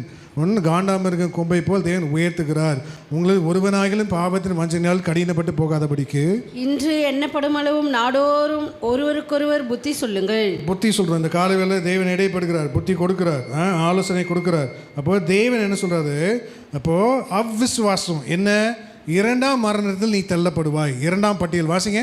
வெளிப்படுத்தும் விசேஷத்தில் பொய்யர், அப்புறம் அவிசுவாசி எத்தனாடு? எந்த பட்டியலில் இருக்காங்க? நீ 2ஆம் பட்டியலே நீ இருக்க. நீ விசுவாசியாக இருக்கணும். ஆனால் உன் ஜீவியத்தின் வாழ்க்கையில் அவிசுவாசம் செயல்படுகிற பட்சத்தில் எது பிரதிபலிக்குது? அவிசுவாசம் செயல்படுகிற பட்சத்தில் கடினமான இருதயம். நீ தேவனை சார்ந்து உன் சுயத்தை நாடி நீ என்ன பண்ணுற போகிற, அதான் அவிசுவாசம் செயல்படுது. அது எப்படிப்பட்டது? என்ன பட்டியல் இருக்குது? வாசிங்க வேகமா. வெளிப்படுத்தல் 21:8. பயப்படுகிறவரும் அவிசுவாசிகளும் அருவருப்பானவரும் கொலைபாதகரும் விபச்சாரக்காரரும் சூனியக்காரரும் விக்கிராரணைக்காரரும் பொய்யர் அனைவரும் 2ஆம் மரணமாகிய அக்கினியும் கந்தமும் எரிகிற கடலிலே பங்கடைவார்கள் என்றார். அப்போ அவிசுவாசி எங்கே? அவனுடைய பங்கு என்ன? 2ஆம் மரணம். ஆத்மா நீயே சேதப்படுத்தக்கூடாது. பேசுகிற நானும் கேட்குற நீயும் என்ன பேர்? விசுவாசி. உனக்கு என்ன பேர்? விசுவாசி. அதான் வேதம் சொல்லுது, விசுவாசி பதறான். நீ ஒரு நாள் நீ பதறக்கூடாது. எகிப்தினுடைய நாணல் கோலாக நீ மாறக்கூடாது. நீ யாரையும் சார்ந்து நீ வாழக்கூடாது. இப்போ தேவன் இடைப்படுகிறார். அப்போ இந்த விசுவாச வாழ்க்கையில் நீ மடிந்து சாக போகிறையா, இல்லை இந்த விசுவாச வாழ்க்கையில் நீ ஜெயித்து வாழ போகிறையா? தெரியுதா? ஜெயம் எப்போ வரும்? நீ விசுவாசமாக அது இயேசு மேலே நீ வைக்கும்போது. அப்போ ஜெயம் உன்னை தேடி வருது. உன்னை தேடி நீ இயேசுவை நம்பி நீ போகிற, நீ யாரையும் நீ நம்பி போகலை. விளங்குதா? அப்போ விசுவாச வாழ்க்கையில் நீ மடிந்து போகக்கூடாது, நீ ஜெயிக்கணும். அதனால தான் தெய்வன் சொல்லுகிறார், வாசிங்க. அப்போது கோபம் மூட்டுதல் நடந்தது போல. வாசிங்க. கோபம் மூட்டின நாள் எபிரேயரில் வாசிங்க. யார் கோபம் மூட்டினார்? யார் கோபம் மூட்டினார்? வாசிங்க, அது அழகாக வரும். எபிரேயர் 3:16. கேட்டவர்களில் கோபமூட்டினவர்கள் யார்? கேட்டவர்கள் கோபமூட்டினவர் யார்? மோசேயினால் எகிப்திலிருந்து புறப்பட்ட யாவரும் அப்படி செய்தார்கள் அல்லவா? எங்கிருந்து? மோசேயினால் எகிப்திலிருந்து புறப்பட்ட யாருனால தேவன் சொல்கிறார், எகிப்தை விட்டு நீ வெளியே வா. மோசேயினால் யார் கோபமூட்டினது? யார்? மோசேயினால் எகிப்திலிருந்து புறப்பட்ட யாவரும் அப்படி செய்தார்கள். இந்த காலவேளையில் அதனால தான் என்னாகும்? 14-11 வாசிங்க. எப்போ பார்த்தாலும் நீ தேவனை கோபம் மூட்டக்கூடாது. வாசிங்க வேகமா. எது வரைக்கும் இந்த ஜனங்கள் எனக்கு கோபம் மூட்டுவார்கள் நான் கேட்கப்படுங்க. கர்த்தர் மோசேயை நோக்கி, எது வரைக்கும் இந்த ஜனங்கள் எனக்கு கோபம் உண்டாக்குவார்கள்? தங்களுக்குள்ள நான் காட்டின சகல அடையாளங்களையும் அவர்கள் கண்டோம். எது வரைக்கும் என்னை விசுவாசியாது இருப்பார்கள்? எது வரைக்கும் என்னை விசுவாசியாமல் இருப்பார்கள்? எது வரைக்கும்? இப்போ தேவன் கேட்குறாரு. அதனால தான் 14-22 வாசிங்க. எத்தனை முறை தேவனை பரிச்சை பார்த்தாங்க? என் மகிமையும் நான் எகிப்திலும் வனாந்தரத்திலும் செய்த என் அடையாளங்களை கண்டிருந்தோம். என் சத்தத்துக்கு செவி கொடாமல் இதனோடு 10 முறை என்னை பரீட்சை பார்த்த மனிதரில் ஒருவரும் அவர்கள் பிதாக்களுக்கு நான் ஆணையிட்டு கொடுத்த தேசத்தை காண மாட்டார்கள். அப்ப தேவன் சொல்கிறார், 10 முறை நீ தேவனை பரீட்சை பார்த்து தேவனின் தேவையை சந்திக்கல, தேவனுக்கு ஒரு திறந்த வாசல் கொடுக்கல, தேவன் என்ன பண்ணுற எனக்கு ஒரு இலைப்பாறுதல் கட்டளையிடல, நான் தேவனை தேடி இந்த சபைக்கு வந்து என்ன பிரயோஜனம்? என்ன பண்ணுற? நீ தேவனை நீ கோபம் மூட்டுக்கிற. தேவனை நீ கோபம் மூட்டக்கூடாது. புதிய வருஷத்தில் தேவன் பார்க்குறார் உன் வாயின் வார்த்தையின்படி தேவன் உன்னை ஆசீர்வதிக்க வல்லவராக இருக்கிறார். அதனால தான் இந்த பாட்டு பாருங்க, ஆகாயத்து பச்சுக்களை போஷிப்பீர் என்றால் பாருங்க. நான் பண்ண வரமாரு. வெறும் கோலும் கையும் இரு பரிவாரமாகும், உம்மாலன்றி இது யாரால் கூடும்? வெறும் கோலும் கையும் இரு பரிவாரமாகும், உம்மாலன்றி இது யாரால் கூடும்? ஆகாயத்து பட்சிகளை போஷிப்பீர் என்றால் என்னையும் போஷிப்பது நிச்சயமே. காட்டு புஷ்பங்களை உடுத்துவது நீர் என்றால் என்னை குறைவின்றி நடத்துவது நிச்சயமே. கிரகிக்க முடியா காரியம் செய்வீர், சர்வஞானியே உம்மை ஆராதிப்பேன். கிரகிக்க முடியா காரியம் செய்வீர், சர்வஞானியே உம்மை ஆராதிப்பேன். அல்லேலூயா, அல்லேலூயா. இப்போ கிரகிக்க முடியாத பெரிய காரியங்கள் தேவன் செய்ய போகிறார். உன் அவிசுவாசத்தை கொண்டு அல்ல, உன் விசுவாசத்தை கொண்டு. கிரகிக்க முடியாத பெரிய காரியங்கள் தேவன் செய்ய வல்லவராக இருக்கிறார். உன் சதையான இருதயத்தை வைத்து, கடினமான இருதயத்தை வைத்து அல்ல. தேவன் நீ நினைப்பதற்கும் வேண்டுவதற்கும் அதிகமாக செயல்படுகிற தேவன். உன் விசுவாசம் எப்படியோ தேவன் அப்படியே செயல்படுவார். நீ எதை நம்பி நாடி தேடி வந்திருக்கிற? கர்த்தரை நம்பி, அப்போது வசனத்தை நம்பி, வாக்குத்தத்தை நம்பி. அதனால தான் தேவன் சொல்லுற வாக்குத்தத்தை ஆம் என்றும் ஆமேன் என்றும். நீ இது வாசிங்க ஃபஸ்ட்டு. நீ நினைப்பதற்கும் வேண்டுவதற்கும் அதிகமாக செயல்படுகிற உன் தேவன். அப்போ தேவன் இடைப்படுகிறார். இந்த புதிய வருஷத்தில் தேவன் செயல்படுகிறதுக்கு நீங்கள் எகிப்தை விட்டு வெளியே வா. காண்டாமிருகத்துக்கு ஒத்த பெலன். உன் கொம்பை காண்டாமிருகத்தை போல உயர்த்தணும்னா இதெல்லாம் நீ வெளியே வரணும். அதனால் தேவன் இடைப்படுகிறார். வாசிங்க வேகமா. அப்போது தேவன் ஒவ்வொரு நாளும் ஒவ்வொரு சமயத்துலையும் தேவன் ஜனங்களை பலப்படுத்துகிறார். ஒன்று இல்லாமையும் இயலாமையும் கண்டு தேவன் பரிதவிக்கிறார். ஆனால் என் பிள்ளை நீ எப்படி இருக்கணும்? விசுவாசத்தில் நீ பலவான். விசுவாசத்தில் நீ எப்படி இருக்கணும்? நீ பலமாக நீ நிற்கணும். பாரனுடைய ஆவி உனக்குள் செயல்படக்கூடாது. தேவன் அருவருக்கிறார். புதிய வருஷம் 2ஆம் மாதம்தான் பெரிய காரியங்கள் தேவன் செய்வார். வாசிங்க வேகமா. எபேசியர் 3:20. நாம் வேண்டிக் கொள்ளுகிறதற்கும் நினைக்கிறதற்கும் மிகவும் அதிகமாய் நமக்குள் கிரியை செய்கிற வல்லமையின்படியே நமக்கு செய்ய வல்லவராகிய அவருக்கு. ஆமாம். அப்போ தேவன் அதாவது வேண்டிக் கொள்வதற்கும் அதிகமாக தேவன் செயல்படுவார். சங்கீதம் 78:32 வாசிங்க. இவையெல்லாம் நடந்தும் தேவன் அநேக அதிசயங்கள் கண்டு, ஆனால் நீ என்ன பண்ண? உன் அவிசுவாசமாக செயல்பட்டால் அது என்ன? அது பேர் அவிசுவாசம். பேர் என்ன? அது பேர் பாவம். இவையெல்லாம் அவனை கண்மணியின் போல் தேவனை ஏந்தி தாங்கி சுமந்து தப்பி வைத்து இந்நாள் வரைக்கும் சுக ஜீவத்தோடு உன் பலத்தோடு தேவன் என்ன பண்ண? உன்னை அமர வைத்திருக்கிறார். உன் ஜீவன் இருக்கா? புசிக்கிறதுக்கு தட்டு நிறைய ஆகாரம் இருக்கா? உன் உடுத்த துணி இருக்கா? கீழே போகிற செருப்பு தேயாமல் இருக்கா? நீ ஆண்டுக்கு நன்றி சொல்லு. குறைவை கண்டு நீ ஒரு நாள் நீ தேவன் என்ன பண்ணாத? அவிசுவாசத்தில் நீ செயல்படாத. வாசிங்க. இவையெல்லாம் நடந்தும் அவர் செய்த அதிசயங்களை அவர்கள் நம்பாமல் பின்னும் பாவம் செய்தார்கள். 78:29 வாசிங்க. அவர்கள் புசித்து திருப்தி அடைந்தார்கள். அவர்கள் இச்சித்ததை அவர்களுக்கு கொடுத்தார். பாருங்க, அவர்கள் இச்சித்ததை அவர்களுக்கு கொடுத்தார். அவர்கள் தங்கள் இச்சையை வெறுக்கவில்லை. அவருடைய போஜனம் அவர்கள் வாயில் இருக்கும் போதே தேவ கோபம் அவர்கள் மேல் எழும்பி அவர்கள் கொழுத்தவர்களை சங்கரித்து இஸ்ரவேல் விசேஷித்தவர்களை மடிய பண்ணிற்று. அவிசுவாச நிமித்தம் இஸ்ரவேலில் விசேஷித்தவர்களை மடிய பண்ணிட்டு. ஆனால் தான் தேவன் சொல்றார், எவைகளை நீ இச்சிக்கிறாய்? தேவன் நிர்ணயம் செய்யாதது என்ன? தேவன் திறக்காதது, தேவன் உனக்காக செயல்படுத்தாதது இச்சிக்கிறியா? உன்னுடைய சுய புத்தியின் மேல் சாய விரும்புகிறாயா? நீ உன் இச்சையை நீ என்ன பண்ணக்கூடாது?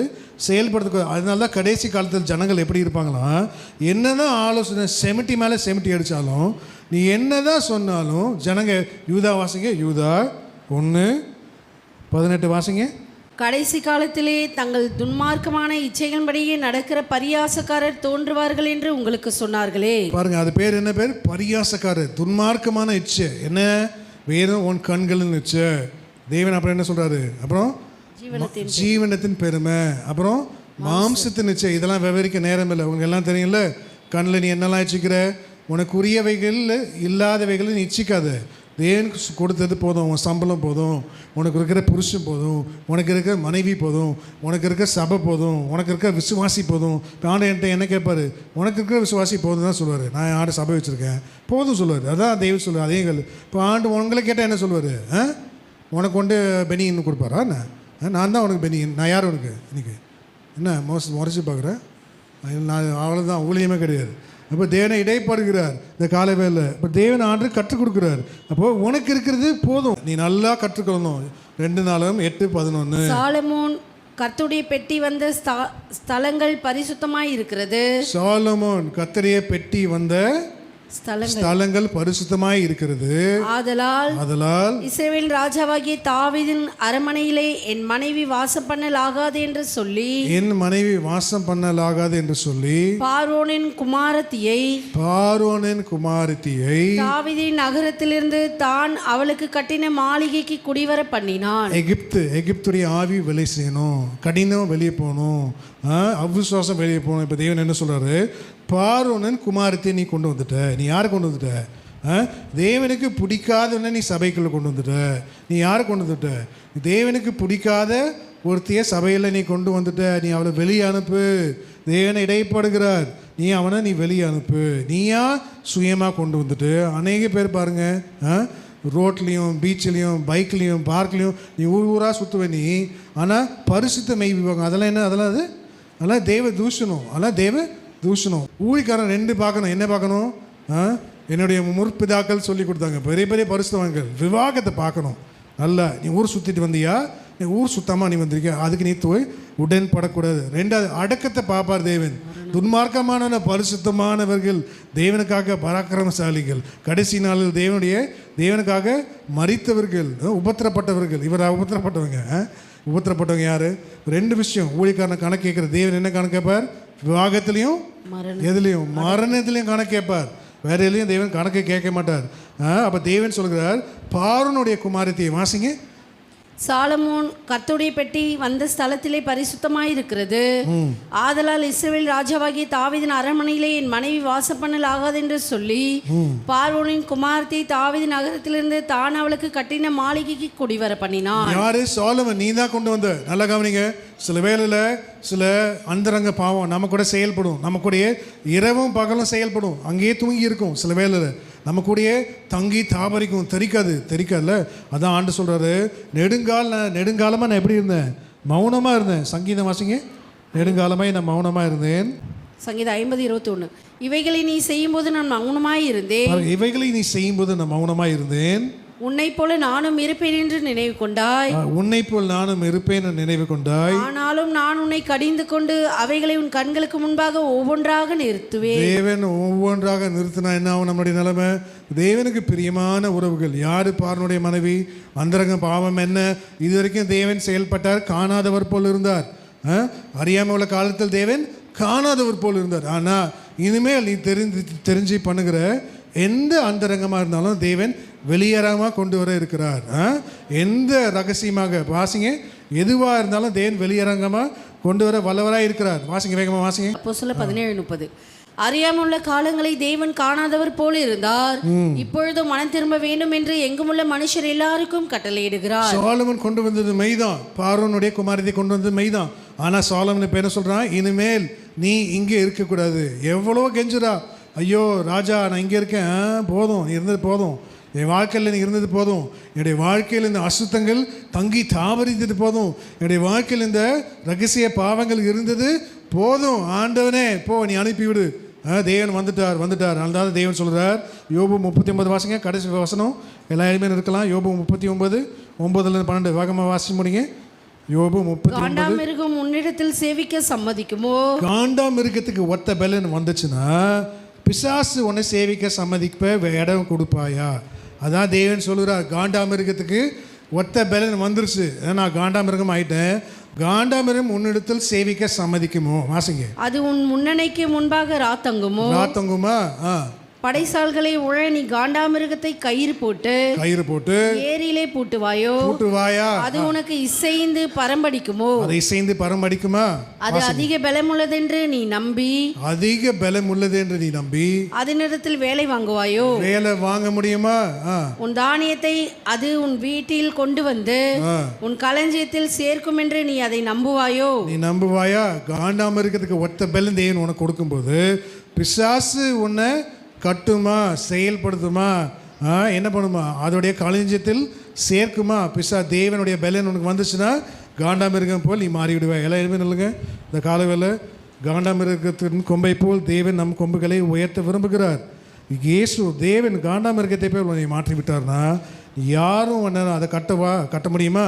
நல்லா பக்தியாக பரிசுத்தமாக அந்நிய பாஷையில் ஜெபிக்கிறவன் பிசாசு கட்டாது. நீ அடிமை தினத்தில் இருப்பியா?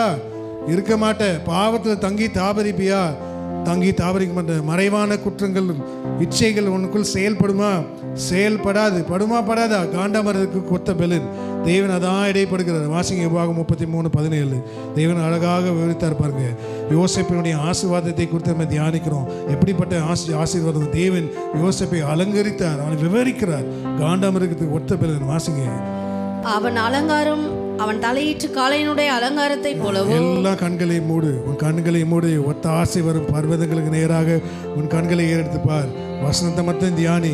மாம்ச கண்களை உன் தேவனை நீ பார்க்காது. ஒரு நாள் மாம்ச கண்களை உன் தேவனை நீ பார்க்க முடியாது. மகளே உன் பரிசுத்தம் எப்படிப்பட்டது? யோசிப்பினை ஆசீர்வாதத்தை கொண்டு வெகு மாதங்களாக தியானித்து கொண்டு வருகிறோம். தேவன் சொல்கிறார், அவனுடைய அலங்காரம் எப்படிப்பட்டது? வாசிங்க. அவனுடைய அலங்காரம் தலையிட்டு காளையனுடைய அலங்காரத்தை போலவும் அவன் கொம்புகள் காண்டாமிருகத்தின் கொம்புகளை போலவும் இருக்கும். ஆமென். அவனுடைய கொம்புகள் காண்டாமிருகத்தின் கொம்புகளை போல் இருக்கும். பாருங்க, காண்டாமிருகத்தின் கொம்புகளை போல் வேதம் சொல்லுது. அவன் கொம்புகள் காண்டாமிருகத்தின் கொம்பை போல் உயர்த்துவீர், புது எண்ணெயால் என்னை அபிஷேகம் பண்ணுகிறீர். அப்போது ஒரு அபிஷேகம் தேவன் எப்படி ஒரு அது காண்டாம் இருக்கிறது கொம்பத்துக்கு ஒப்பிட்டு பேசுகிறார். ஒரு புது அபிஷேகம், புது எண்ணெயால், புதிய அபிஷேகத்தால், அதே பரிசுத்தாவின் புதிதாக்குதலினால் பழைய அபிஷேகத்தை வைத்து, பழைய கிருபை வைத்து எத்தனை நாள் நீ பிரயாசப்பட போகிற? மகனே மகளே, இயேசுவினுடைய வார்த்தை உன்னை தேடி வருகிறது. நீ பெற்ற அபிஷேகம் பத்தாது, நீ பெற்ற எண்ணெய் போதாது. மகனே இயேசுவிடத்தில் வா, மகளே இயேசுவிடத்தில் வா. நிறைவான அபிஷேகம் வருது, நிறைவான அபிஷேகம் உன்னை தேடி வருது. நிறைவானது வரும்போது குறைவானது ஒழிந்து போகிறது. உன்னுடைய வாழ்க்கையில குறைவே கிடையாது. கர்த்தருடைய பிள்ளை நீ, அழைக்கப்பட்டவர் நீ. கர்த்தருடைய அழைப்புக்கு அறிகிற அறிவினால ஜீவனுக்கும் தெய்வ பக்திக்கும் வேண்டியவர்களை தேவன் தந்தருவார். நிறைவு வருது, நிறைவது, நிறைவான அபிஷேகத்தை பெற்றுக்கோ. இந்த காலவேளையில் காண்டாம் மிருகத்தின் கொம்பு நிறைவான அபிஷேகம். அபிஷேகம் நுகத்தை முறிக்கிறது. எதை குறித்தும் கவலைப்படாத, எதிர்காலத்துக்கு குறித்து கவலைப்படாத, அஞ்சாத, கவலைப்படாத, பயப்படாத. தேவன் உன்னோடு இருக்கிறார். உன் கையை பிடித்து வருகிறேன் என்று சொல்கிறார். யோசேப்பினுடைய கையை பிடித்து தேவன் செயல்பட்டார். யோசேப்புக்கு யாருமே இல்லை. தேவன் அவன் கொம்பையை உயர்த்தினார். தேவன் எகிப்தில் அவனை ராஜாவுக்கு அடுத்த ஸ்தானத்துக்கு கொண்டு போனார். என்னையும் தேவன் உயர்த்த போகிறார். உன்னுடைய அர்ப்பணிப்பு எப்படிப்பட்டது? உன்னுடைய அர்ப்பணிப்பு எப்படிப்பட்டது? தேவன் அர்ப்பணிக்கிற கொண்டு தான் தேவன் பெரிய காரியங்கள் செய்வார். தேவன் இந்த காலவேளையில் ஒப்பு கொடுங்க. என்னையும் தேவன் காண்டாமிரத்துக்கு கொம்பை போல் நம்முடைய கொம்பை உயர்த்த வந்திருக்கிறார். சூலமேத்தை சொல்லுறார், நான் என் நேசருடைய நேசர் என்னுடையவர். சொல்லுங்க வாயத்தது, நான் என் நேசருடையவர், என் நேசர் என்னுடையவர். இன்னொரு சொல்லுங்க, நான் என் நேசருடையவர், என் நேசர் என்னுடையவர். என் கொம்பை காண்டாமிருகத்தின் கொம்பை போல் என் தேவன் உயர்த்துவார். என் கொம்பை காண்டாமிருகத்தின் கொம்பை போல் தேவன் உயர்த்துவார். என் கொம்பை காண்டாமிருகத்தின் கொம்பை போல் தேவன் உயர்த்த வல்லவராக இருக்கிறார். துதிங்க, ஜெபிங்க, கர்த்தருக்கு மகிமை கொடுங்க. சோத்திரம், சோத்திரம். அல்லேலூயா. என் இயலாமையில் நீர் செயல்படுவீர். உம் கரம் என்னை விலகாதிருக்கும். என் இயலாமையில் நீர் செயல்படுவீர். உம் கரம் என்னை விலகாதிருக்கும். மலைகளை பெயர்ப்பீரென்றால் என் தடைகள் உமக்கு எம்மாத்திரம். மரித்தோரை எழ செய்தீரென்றால்